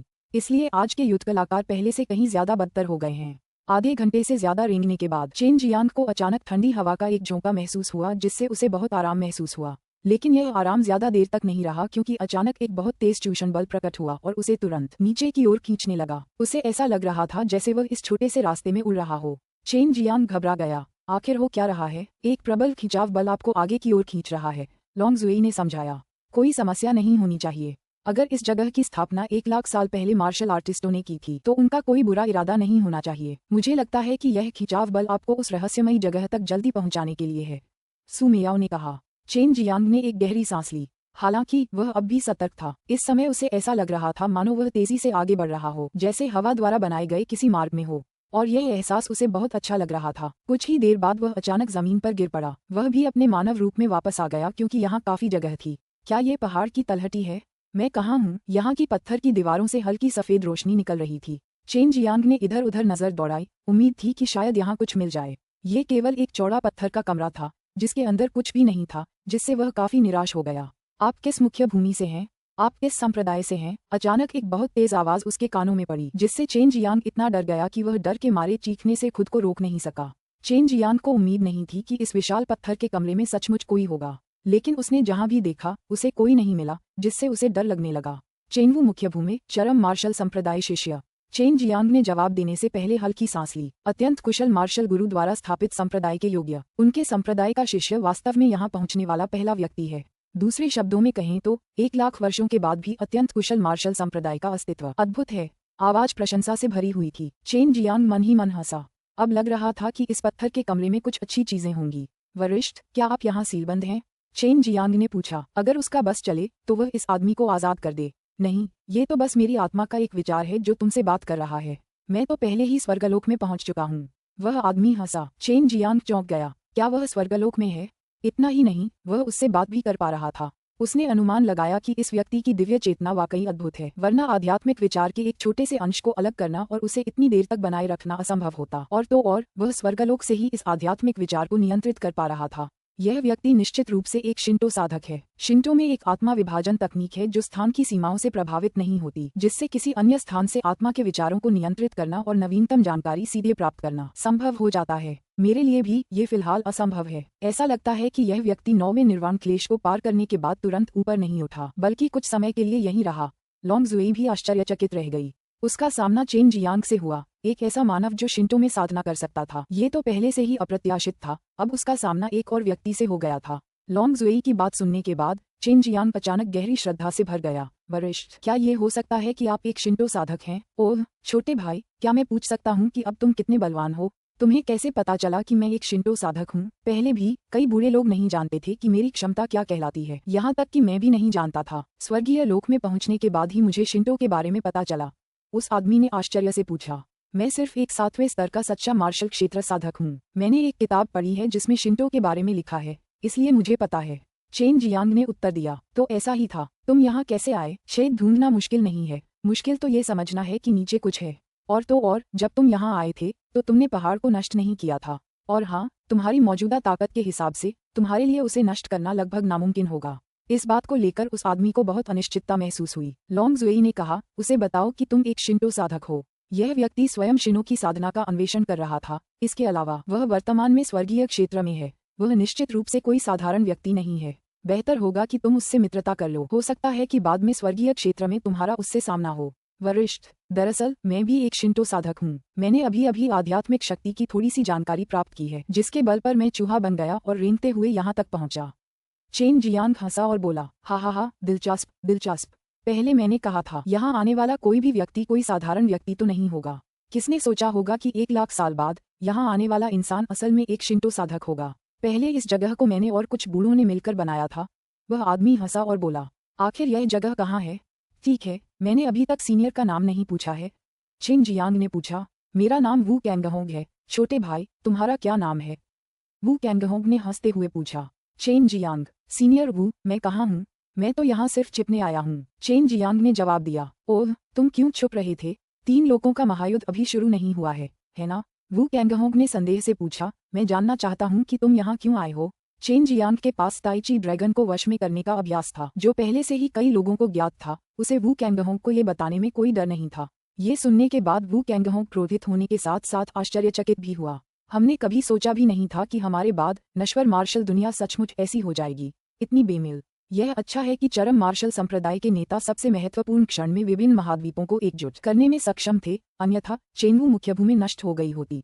वू कैंगहोंग ने गुस्से से कहा, चेन जियांग, असल में तुम्हें डरने की जरूरत नहीं है। तुम्हारे गुरु वास्तव में बहुत शक्तिशाली हैं। वो तुम्हें जरा भी चोट नहीं लगने देते। वो अपनी शक्ति का ज्यादा इस्तेमाल इसलिए नहीं करते क्योंकि उन्हें डर है कि कहीं वो स्वर्गलोक में न खींच जाएं। फिलहाल वो रहस्यमयी लोक में सुरक्षित हैं। वू कैंगहोंग ने आगे कहा, चूंकि आप यहाँ पहुँचने में कामयाब रहे और मेरी मंजूरी भी मिल गई, इसलिए मैं आपको दो चीजें दूंगा। एक तो तियान लुओ डोर एक नामक एक जादुई उपकरण है और दूसरा एक नक्शा है। चेन जियांग मन ही मन बहुत खुश था। हालांकि उसे नहीं पता था कि इन दोनों चीजों में क्या अच्छा है, पर उसे इतना जरूर पता था कि ये चीजें बिल्कुल भी साधारण नहीं थीं। Footnote: caret TLN Tian Luo ये शब्द कई बार आता है, इसलिए मैंने सोचा कि आपको बता दूं। तो ताओवाद में इसे स्वर्ग कहा गया है। मैं अभी भी इसे पूरी तरह से समझ नहीं पाया हूँ, लेकिन जो लोग रुचि रखते हैं उनके लिए मैंने एक इंटरनेट पेज ढूंढ लिया है। आप इसके बारे में यहाँ और जान सकते हैं। अध्याय 0378 राजाओं की मुख्य भूमि। अध्याय 378 राजाओं की मुख्य भूमि। अचानक पत्थर के कमरे के बीचों बीच एक सफेद रोशनी की किरण दिखाई दी। जब चेन जियांग उसके पास पहुंचा तो उसने देखा कि उस सफेद किरण के अंदर दो चीजें लटकी हुई थीं। एक काली डिस्क थी जो हथेली जितनी बड़ी थी, दूसरी एक नक्शा था। जैसे ही चेन जियांग ने उन्हें अपने हाथों में लिया, उसने देखा कि काली डिस्क पर बहुत सारा पाठ लिखा हुआ था। डिस्क कई छल्लों से मिलकर बनी प्रतीत हो रही थी, जो एक के बाद एक रखे गए थे और एक पूरा वृत्त बना रहे थे और इन छल्लों को घुमाया जा सकता था। ये लुओ तियान द्वार एक बहुत ही शक्तिशाली जादुई उपकरण है जो न केवल आपको किसी अन्य मुख्य भूमि पर जाने की अनुमति देगा, बल्कि अगर आपके पास पर्याप्त शक्ति है तो आप किसी अन्य दुनिया में भी जा सकते हैं और यहाँ तक कि स्वर्गीय क्षेत्र में भी प्रवेश कर सकते हैं। हालांकि यह इस शर्त पर है कि आपके पास पर्याप्त शक्ति है। मेरे विचार से आपकी वर्तमान शक्ति नश्वर दुनिया में घूमने के लिए पर्याप्त है। यदि आप किसी अन्य दुनिया की यात्रा करना चाहते हैं तो आपको पहले निर्वाण क्षेत्र में कदम रखना होगा। वू कैंगहोंग की बातों ने चेन जियांग को इतना चकित कर दिया कि उसकी आंखें मानो बाहर निकल ही आईं। उसने सपने में भी नहीं सोचा था कि इतनी साधारण सी दिखने वाली चीज इतनी शक्तिशाली हो सकती है कि कोई व्यक्ति पूरी दुनिया पार कर सके और यहाँ तक कि आसानी से दूसरे मुख्य भूभागों तक भी जा सके। सबसे पहले आपको इस पर खून की एक बूंद डालनी होगी ताकि जादुई उपकरण आपको अपना स्वामी पहचान सके। इसके बाद आप लुओ तियान डिस्क पर विभिन्न छल्लों को घुमा सकते हैं। दिशा, अंतरिक्ष दूरी, ऊंचाई और अन्य पैरामीटर इसके ऊपर अंकित हैं। जब आप उस स्थान के पैरामीटर निर्धारित कर लेंगे जहां आप लुओ तियान द्वार का उपयोग करना चाहते हैं तो डिस्क एक द्वार खोल देगी। जब आप इसमें प्रवेश करेंगे तो आप अपनी मंजिल तक पहुंच जाएंगे। चेन जियांग ने तुरंत मुंह भर लार ली। ये जादुई यंत्र सचमुच अद्भुत था। यह एक अत्यंत शक्तिशाली अंतरिक्ष जादुई यंत्र था जो उसके लिए बहुत उपयोगी था। इससे वह खुशी से झूम उठा। वह न केवल आसानी से मुख्य भूमि छोड़ सकता था बल्कि अंततः इस दुनिया को भी छोड़ सकेगा। लुओ तियान द्वार के अंदर कई स्थानों का डेटा पहले से ही संग्रहित है। ये सभी नश्वर जगत के प्रमुख भूभाग हैं। जब तुम्हारा रक्त इसमें समाहित हो जाएगा तो तुम इन्हें महसूस कर पाओगे। चिंता मत करो, मैंने द्वार को एक बहुत ही सुरक्षित स्थान पर ले जाने के लिए सेट कर दिया है। वहां पहुंचने के बाद तुम निश्चित रूप से सुरक्षित रहोगे। वू कैंगहोंग ने मुस्कुराते हुए कहा। चेन जियांग ने तुरंत आभार व्यक्त करते हुए कहा, वरिष्ठ वू, मुझे इतना शक्तिशाली जादुई उपकरण देने के लिए धन्यवाद। इस उपकरण से भविष्य में मेरी कई परेशानियां काफी कम हो जाएंगी। वू कैंगहोंग मुस्कुराई और बोली, आपको मुझे धन्यवाद देने की जरूरत नहीं है। स्वर्गलोक में ये चीज उतनी उपयोगी नहीं है, लेकिन नश्वर दुनिया में ये बहुत शक्तिशाली है, इसलिए मैंने इसे किसी उपयुक्त व्यक्ति को सौंपने का सोचा। प्रकाश में जो दूसरी वस्तु है वह एक रहस्यमय लोक का नक्शा है। एक रहस्यमयी लोक का नक्शा। चेन जियांग मन ही मन खुश हो गया। आमतौर पर रहस्यमयी लोकों में बहुत सी अच्छी चीजें मिल सकती हैं। अगर वह वहां जा सका तो उसे निश्चित रूप से बहुत बड़ा लाभ होगा। नक्शे के पीछे उस संरचना का आरेख है जो रहस्यमय क्षेत्र को खोलती है। आपको संरचना को व्यवस्थित करने और उसकी शक्ति को मुक्त करने के लिए कुछ लोगों की आवश्यकता होगी। इससे आप रहस्यमय क्षेत्र में एक छोटा सा प्रवेश द्वार खोल पाएंगे जो किसी इंसान के अंदर बाहर जाने के लिए पर्याप्त होना चाहिए। सामने मार्ग का नक्शा है। रहस्यमय क्षेत्र के अंदर संग्रहित चीजें असाधारण हैं। ये सभी दुर्लभ मार्शल आर्ट पुस्तकें हैं जो हमने 1 लाख साल पहले छोड़ी थीं और उनमें से कुछ में तो हमारे साधना अनुभव भी दर्ज हैं। हालांकि ये सब आपके लिए बेकार हैं। आखिरकार आपके पास सर्वशक्तिमान ताई ची वशीकरण ड्रैगन अभ्यास है। ये दिव्य अभ्यास सब कुछ समेटे हुए है और सब कुछ समाहित करता है। चेन जियांग ने सिर हिलाया और कहा, हाँ, लेकिन मैं अभी भी अन्य शक्तिशाली मार्शल तकनीकें सीखना चाहता हूँ। दिव्य 4 प्रतीकों के अभ्यास में प्रयुक्त मार्शल तकनीकों का अत्यधिक उपयोग नहीं किया जा सकता था। हालांकि उनकी शक्ति के साथ साथ इन तकनीकों का प्रयोग धीरे धीरे बढ़ता गया, फिर भी उन्हें लगा कि यह पर्याप्त नहीं है। मेरा बस एक ही सुझाव है, यह नक्शा ऊपर उन लोगों को दे दो जो अभी भी सभा कर रहे हैं। उन्हें रहस्यमयी क्षेत्र ढूंढने दो। अंदर की कुछ युद्ध विद्याएं उनके संप्रदाय के पूर्वजों से विरासत में मिली हैं। उस समय वे अपने संप्रदाय की युद्ध विद्याएं भी ले जा सकते थे। यही सबसे अच्छा होगा। इस तरह उनकी यात्रा व्यर्थ नहीं जाएगी और तुम उनके सामने एक शर्त भी रख सकते हो कि वे तुम्हें पकड़ नहीं पाएंगे। वू कैंगहोंग ने कहा। चेन जियांग की आंखें चमक उठीं। यह वाकई एक अच्छा उपाय था। उस समय चरम मार्शल संप्रदाय भी कई मार्शल तकनीकें प्राप्त कर सकता था। फिर वह गू डोंगचेन से तकनीकें मांग सकता था और उसे यकीन था कि वह उन्हें प्राप्त कर लेगा। रहस्यमय क्षेत्र में प्रवेश करना अभी भी थोड़ा खतरनाक है। अगर आप इन लोगों को जाने देते हैं तो आपको बस इंतजार करना होगा और आपको अपने चरम मार्शल संप्रदाय की मार्शल तकनीकें फिर भी मिल जाएंगी। चेन जियांग ने नक्शे को देखा, पूछा, वरिष्ठ वू, अतीत में कितने संप्रदाय थे? मुझे अन्य मुख्य भूमियों के बारे में तो नहीं पता, लेकिन चेंगवू मुख्य भूमि में 8 प्रमुख धार्मिक संप्रदाय थे। अगर मुझे अंदाजा लगाना हो सकता है कि कुछ संप्रदाय बीच में ही लुप्त हो गए हों या किसी और रूप में उभरे हों। उदाहरण के लिए कोई संप्रदाय काफी समय तक विघटित रहा और फिर अपनी मार्शल आर्ट की विरासत को आगे बढ़ाने के लिए किसी दूसरे नाम से फिर से प्रकट हुआ। बेशक अगर उनका दूसरे संप्रदायों से टकराव हुआ और वे नष्ट हो गए तो उन्हें खत्म ही मान लीजिए। चेन जियांग के ज्ञान के अनुसार चेंगवू मुख्य भूमि पर कई संप्रदाय 3 लोगों के महायुद्ध के बाद स्थापित हुए थे, जैसे कि दानशियांग Taoyuan, Icewind valley, true martial संप्रदाय। इन संप्रदायों का इतिहास एक्सट्रीम मार्शल संप्रदाय जितना लंबा नहीं था। वह रहस्यमयी क्षेत्र राजाओं की मुख्य भूमि पर स्थित था। चेन जियांग को लगा कि राजाओं की मुख्य भूमि अवश्य ही अद्भुत होगी। नाम से ही स्पष्ट था कि वह अत्यंत शक्तिशाली होगी। वरिष्ठ वू, नश्वर जगत में राजाओं की मुख्य भूमि किस समुद्री क्षेत्र में स्थित है? चेन जियांग ने मानचित्र देखते हुए पूछा। समुद्री क्षेत्र को भूल जाए, राजा की मुख्य भूमि एक स्वतंत्र अस्तित्व है। राजा की मुख्य भूमि के नागरिकों का बाहरी दुनिया से संपर्क बहुत कम होता है। वे पिछली हीरोज असेंबली में भी नहीं दिखाई दिए थे। शायद वे इस बार भी नहीं दिखाई दिए, इसलिए उनके लिए कोई जगह नहीं है। वू कैंगहोंग ने आह भरते हुए कहा। तो क्या इसका मतलब ये है कि उन्होंने 3 लोगों के महान युद्ध में भाग नहीं लिया? उन्होंने भेजा है। उन्होंने कई शक्तिशाली लोगों को भेजा है, जैसे मेरी तरह। मैं राजाओं की मुख्य भूमि से हूँ। वू कैंगहोंग मुस्कुराया और बोला। चेन जियांग ने आश्चर्य से पूछा, क्या किंग्स मेनलैंड के लोग मजबूत हैं? लेकिन निश्चित रूप से यह एकमात्र मुख्य भूमि थी जिसे 3 लोगों के महायुद्ध में कोई नुकसान नहीं हुआ। मार्शल आर्ट की विरासत के मामले में राजाओं की मुख्य भूमि की बराबरी कोई नहीं कर सकता। अगर तुमने तय कर लिया है तो मैं तुम्हें ऊपर भेज दूंगा ताकि तुम उनसे सौदा कर सको। अगर वे नहीं चाहते तो तुम भागने का कोई रास्ता सोच सकते हो। ओह बिल्कुल सही। यहाँ क्या हुआ इसके बारे में तुम किसी को नहीं बता सकते। अगर वे पूछें तो तुम बस इतना कह सकते हो कि यह राजा की मुख्य भूमि के किसी वरिष्ठ व्यक्ति ने कहा था। वू कैंगहोंग ने कहा। चेन जियांग ने सिर हिलाया। मैंने फैसला कर लिया है। सीनियर वू, क्या भविष्य में भी आपकी आत्मा यहीं रहेगी? नहीं, मैं पहले से ही स्वर्गलोक का व्यक्ति हूँ। मुझे नश्वर संसार के मामलों में हस्तक्षेप नहीं करना चाहिए। आपके जाने के बाद मेरे मन में यह विचार का अंश भी विलीन हो जाएगा, वू कैंगहोंग ने कहा। चेन जियांग थोड़ा निराश था। उसने सोचा था कि कभी कभार वू कैंगहोंग से शिंटो पर चर्चा करने के लिए यहाँ आएगा, लेकिन वह जानता था कि भविष्य में अवसर जरूर मिलेंगे क्योंकि वे अभी भी स्वर्ग में मिल सकते हैं। हालांकि मैं यहाँ नहीं रहूंगा, फिर भी तुम यहाँ कभी भी साधना करने आ सकते हो। मुझे लगता है कि यह जगह चेनवू मुख्य भूमि में सबसे सुरक्षित जगह होनी चाहिए। वू कैंगहोंग ने मुस्कुराते हुए कहा, मैं तुम्हें अभी ऊपर भेज रहा हूँ। मुझे लगता है कि वे लोग डर के मारे जरूर उछल पड़ेंगे। पत्थर के कमरे के ऊपर गू डोंगचेन उत्साह से बोल रहा था कि अचानक उसने चेन जियांग को कमरे के बीच से उठते देखा। गू डोंगचेन आश्चर्य से चीख पड़ा। उसका चेहरा पीला पड़ गया, मानो उसने अभी अभी कोई भूत देखा हो। चौकोर मैदान पर पत्थर की मेजें इस तरह रखी हुई थीं कि वे एक वृत्त बना रही थीं।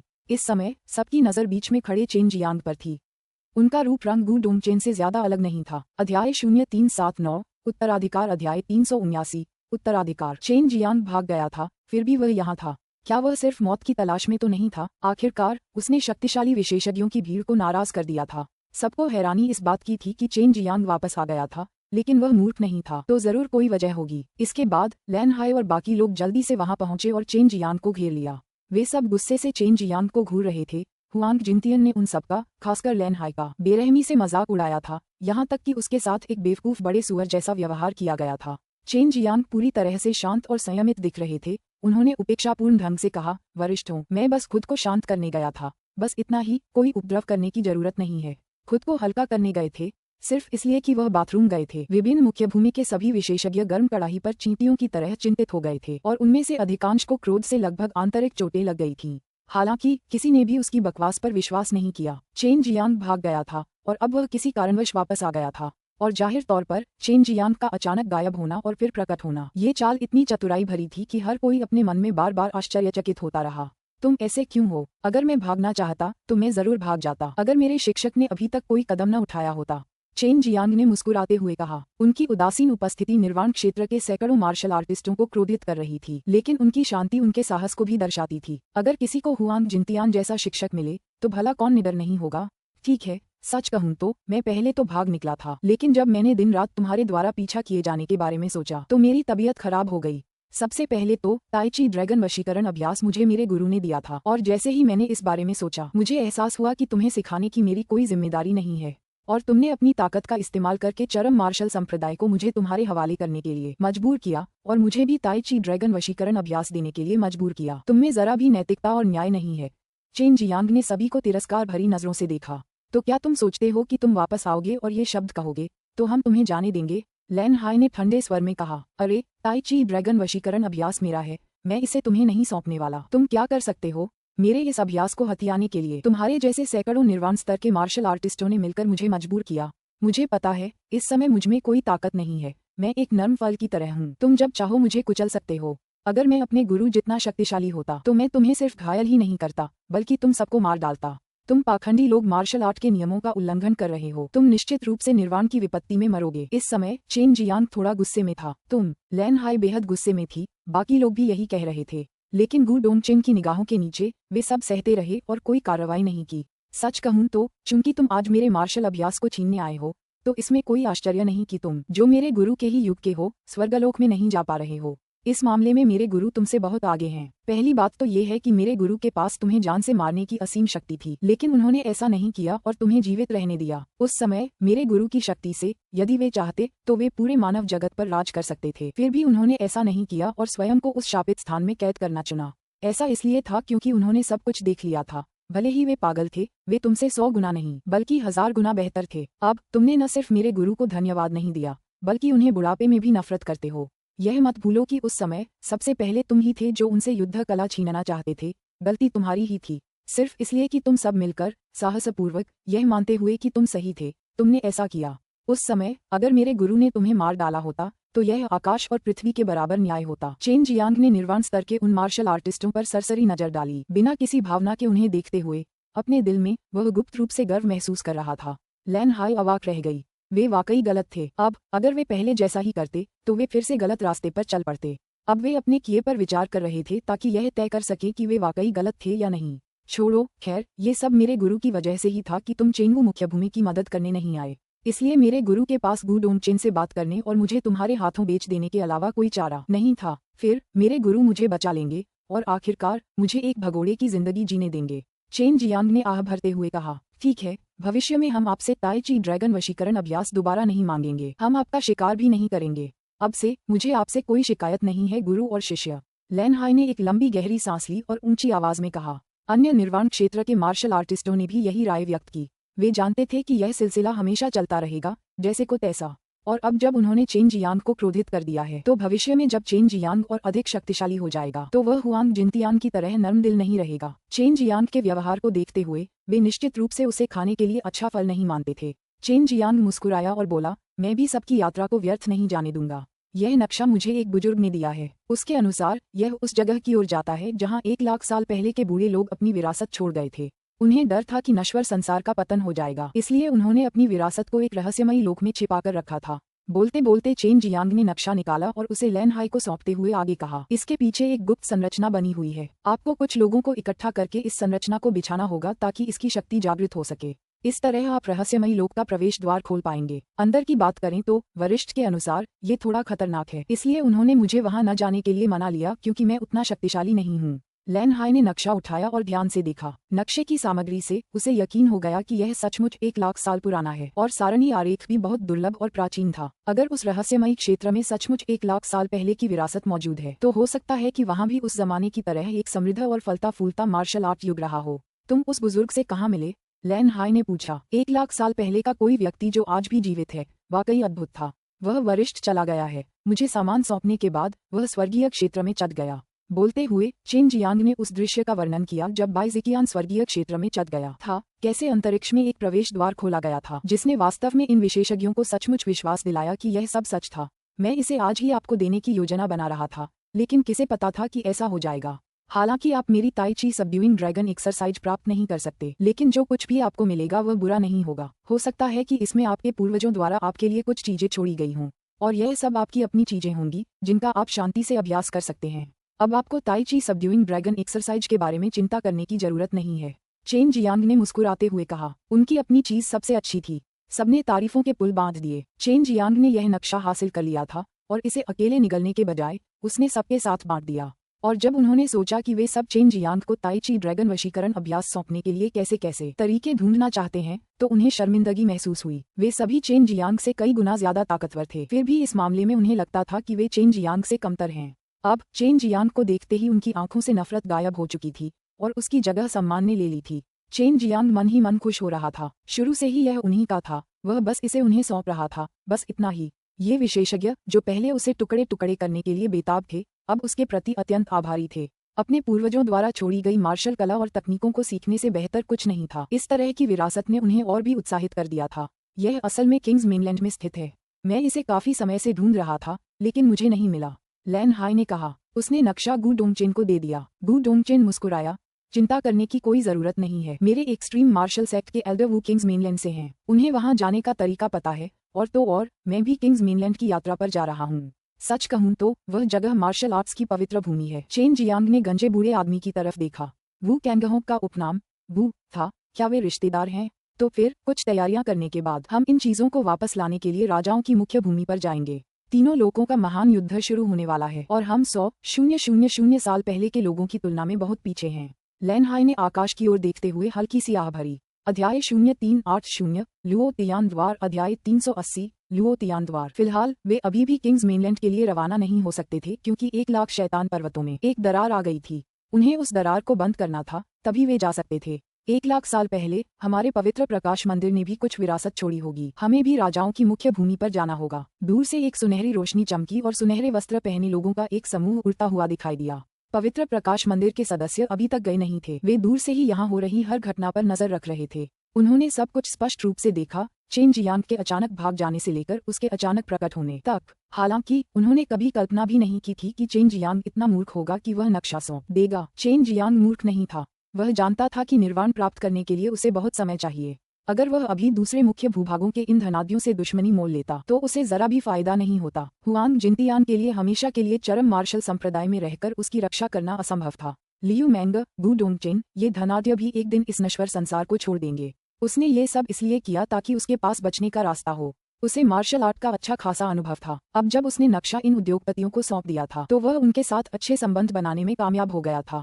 भविष्य में अगर वह एक उच्च कोटि का रसायनज्ञ बन भी जाता तो ये शक्तिशाली उद्योगपति अक्सर उससे संपर्क में रहते। अच्छे संबंध बने रहने तक भले ही वह नश्वर दुनिया में सबसे शक्तिशाली न हो, फिर भी उसका हर जगह स्वागत होगा। लान हाई ने चेन जियांग की ओर देखा, लेकिन चेन जियांग को मुस्कुराते हुए बोलते हुए पाया, अब नक्शा मेरा नहीं है, मैं कोई जिम्मेदारी नहीं ले सकता। हालांकि अगर रहस्यमय क्षेत्र में पवित्र प्रकाश मंदिर के लिए कोई विरासत नहीं बची है तो मुझे लगता है कि इसे ऐसे व्यक्ति को देने की कोई आवश्यकता नहीं है जो अपने वचन और दायित्व के विरुद्ध जाए। पवित्र प्रकाश मंदिर ने अनेक मनुष्यों को गुलाम बनाकर संसाधनों का संचय किया, जिससे कई लोगों को हानि हुई और कुछ की मृत्यु भी हो गई। पवित्र प्रकाश मंदिर के इस आचरण से अन्य समुद्री लोगों में घोर घृणा थी। किन जेजुन, मैं तुमसे थोड़ा संयम बरतने का अनुरोध करता हूँ।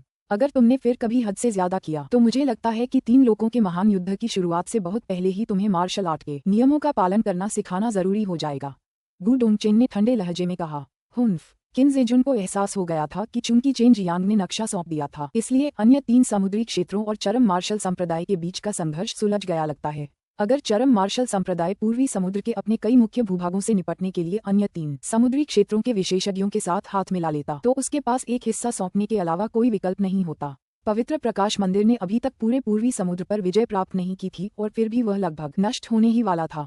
अगर वह महत्वपूर्ण क्षण न होता तो किन जेजुन उसे यूं ही जाने नहीं देते। आपको मुझे सिखाने की जरूरत नहीं है, मेरे पास भी नक्शे पर चिन्हित स्थान पर जाने की योग्यता है। किन जेजुन ने कहा। ये तो तय है, लेकिन अंदर जाने के बाद आप सिर्फ अपनी चीजें ही ले जा सकते हैं। अगर आपने दूसरों की विरासत के लिए लड़ने की कोशिश की तो मुझे असभ्य होने का दोष मत दीजिए, लैन हाई ने कहा। पवित्र प्रकाश मंदिर के लोगों के आने के बाद वे इस बात पर चर्चा करते रहे कि इस दरार से मिलकर कैसे निपटा जाए।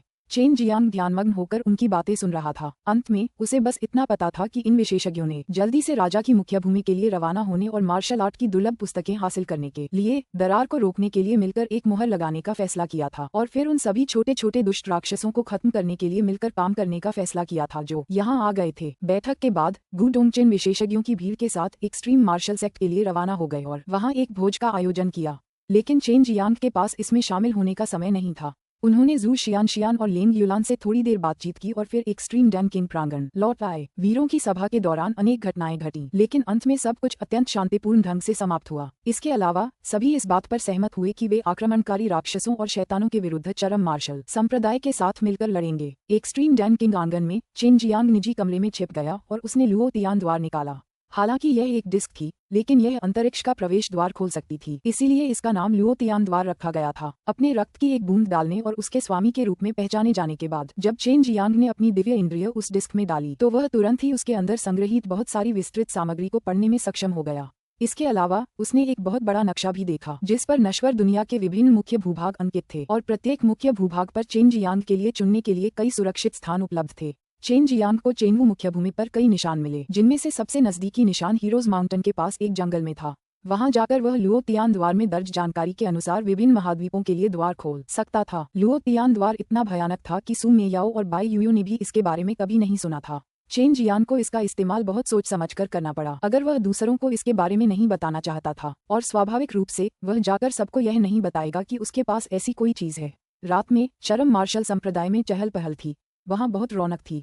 भोज में हर कोई जी भरकर शराब पी रहा था और उनकी हंसी की आवाज चरम मार्शल संप्रदाय में गूंज रही थी। और जहां तक शक्तिशाली विशेषज्ञों का सवाल है, वे सचमुच बहुत अच्छे मूड में थे। हालांकि उन्हें ताई ची ड्रैगन वशीकरण अभ्यास नहीं मिला, लेकिन उन्हें वह नक्शा जरूर मिल गया जिस पर प्राचीन विरासतों का स्थान अंकित था। फिर भी इस भागम-भाग में चेन जियांग कहीं नजर नहीं आया। चेन जियांग ने अपने दोस्तों से कहा था कि वह थोड़ा थक गया है और आराम करने वापस जा रहा है। चेन जियांग के एक्सट्रीम डैन किंग कोर्टयार्ड में लौटने और लुओ तियान डोर के मास्टर के रूप में मान्यता प्राप्त करने के बाद उसने भेष बदलकर चुपचाप एक्सट्रीम मार्शल सेक्ट छोड़ दिया। भले ही उसने 72 रूपांतरणों का उपयोग नहीं किया, लेकिन उसकी भेष बदलने की तकनीक उत्कृष्ट थी। चेन जियांग अपनी जिज्ञासा को रोक नहीं सका। वह लुओ तियान द्वार की शक्ति का अनुभव करना चाहता था। जब भी वह लुओ तियान द्वार की सहायता से नश्वर दुनिया के विभिन्न महाद्वीपों में यात्रा करने के बारे में सोचता तो वह अत्यधिक उत्साहित हो जाता। शहर के बाहर एक जंगल में जहां बहुत अंधेरा था, चेन जियांग एक पेड़ के नीचे बैठ गया और लुओ तियान दरवाजा निकाला। तुम्हें क्या लगता है यहाँ से समुद्र तट कितनी दूर है? मैं समुद्र देखना चाहता हूँ, चेन जियांग ने पूछा। उसने पाया कि इतने सालों बाद भी उसने कभी समुद्र का नजारा नहीं देखा था। ऐसे में तुम लोट्स द्वीप के आसपास के इलाके पर विचार करो। जरा रुको, मैं तुम्हें उतरने के लिए एक अच्छी जगह ढूंढने में मदद करती हूँ, लोंग जुई ने कहा। वह भी देखना चाहती थी कि लुओ तियान द्वार कितना दुर्जेय है। चेन जियांग ने आश्चर्य से पूछा, स्मिली ड्रैगन, तुम उसे कैसे ढूंढोगे? या तुम वहां जाकर खुद जांच करने की योजना बना रहे हो? बिल्कुल नहीं। शिंटो धर्म में 9वें स्वर्ग में विचरण नामक एक उच्च स्तरीय तकनीक है जो मेरी दैवीय चेतना को मेरे शरीर से बहुत दूर ले जा सकती है, और इसकी गति प्रकाश की गति जितनी तेज है। मेरे लिए भी इसका उपयोग करना बहुत कठिन है क्योंकि यह मेरी दैवीय चेतना को बहुत तेजी से समाप्त कर देती है, लोंग जुई ने कहा। मैं इसका उपयोग कब कर पाऊंगा? चेन जियांग को इस तकनीक की लगातार प्यास थी। जब आपकी दिव्य आत्मा किशोरावस्था के कम से कम 10वें स्तर पर होती है।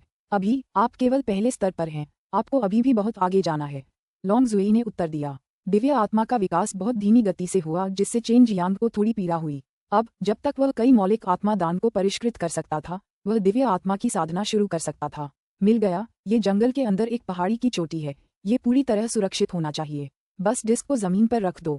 जहाँ तक निर्देशांकों की बात है, मैं तुम्हें पहले ही बता चुकी हूँ, लोंग जुई ने कहा। हालांकि चेन जियांग फिलहाल 9वें स्वर्ग में भटकने का इस्तेमाल नहीं कर सकता था, लेकिन लोंग जुई के लिए सब ठीक था। अब इससे उसे लुओ तियान द्वार का आसानी से इस्तेमाल करने की सुविधा मिलेगी। हा, ये पिता अजेय है।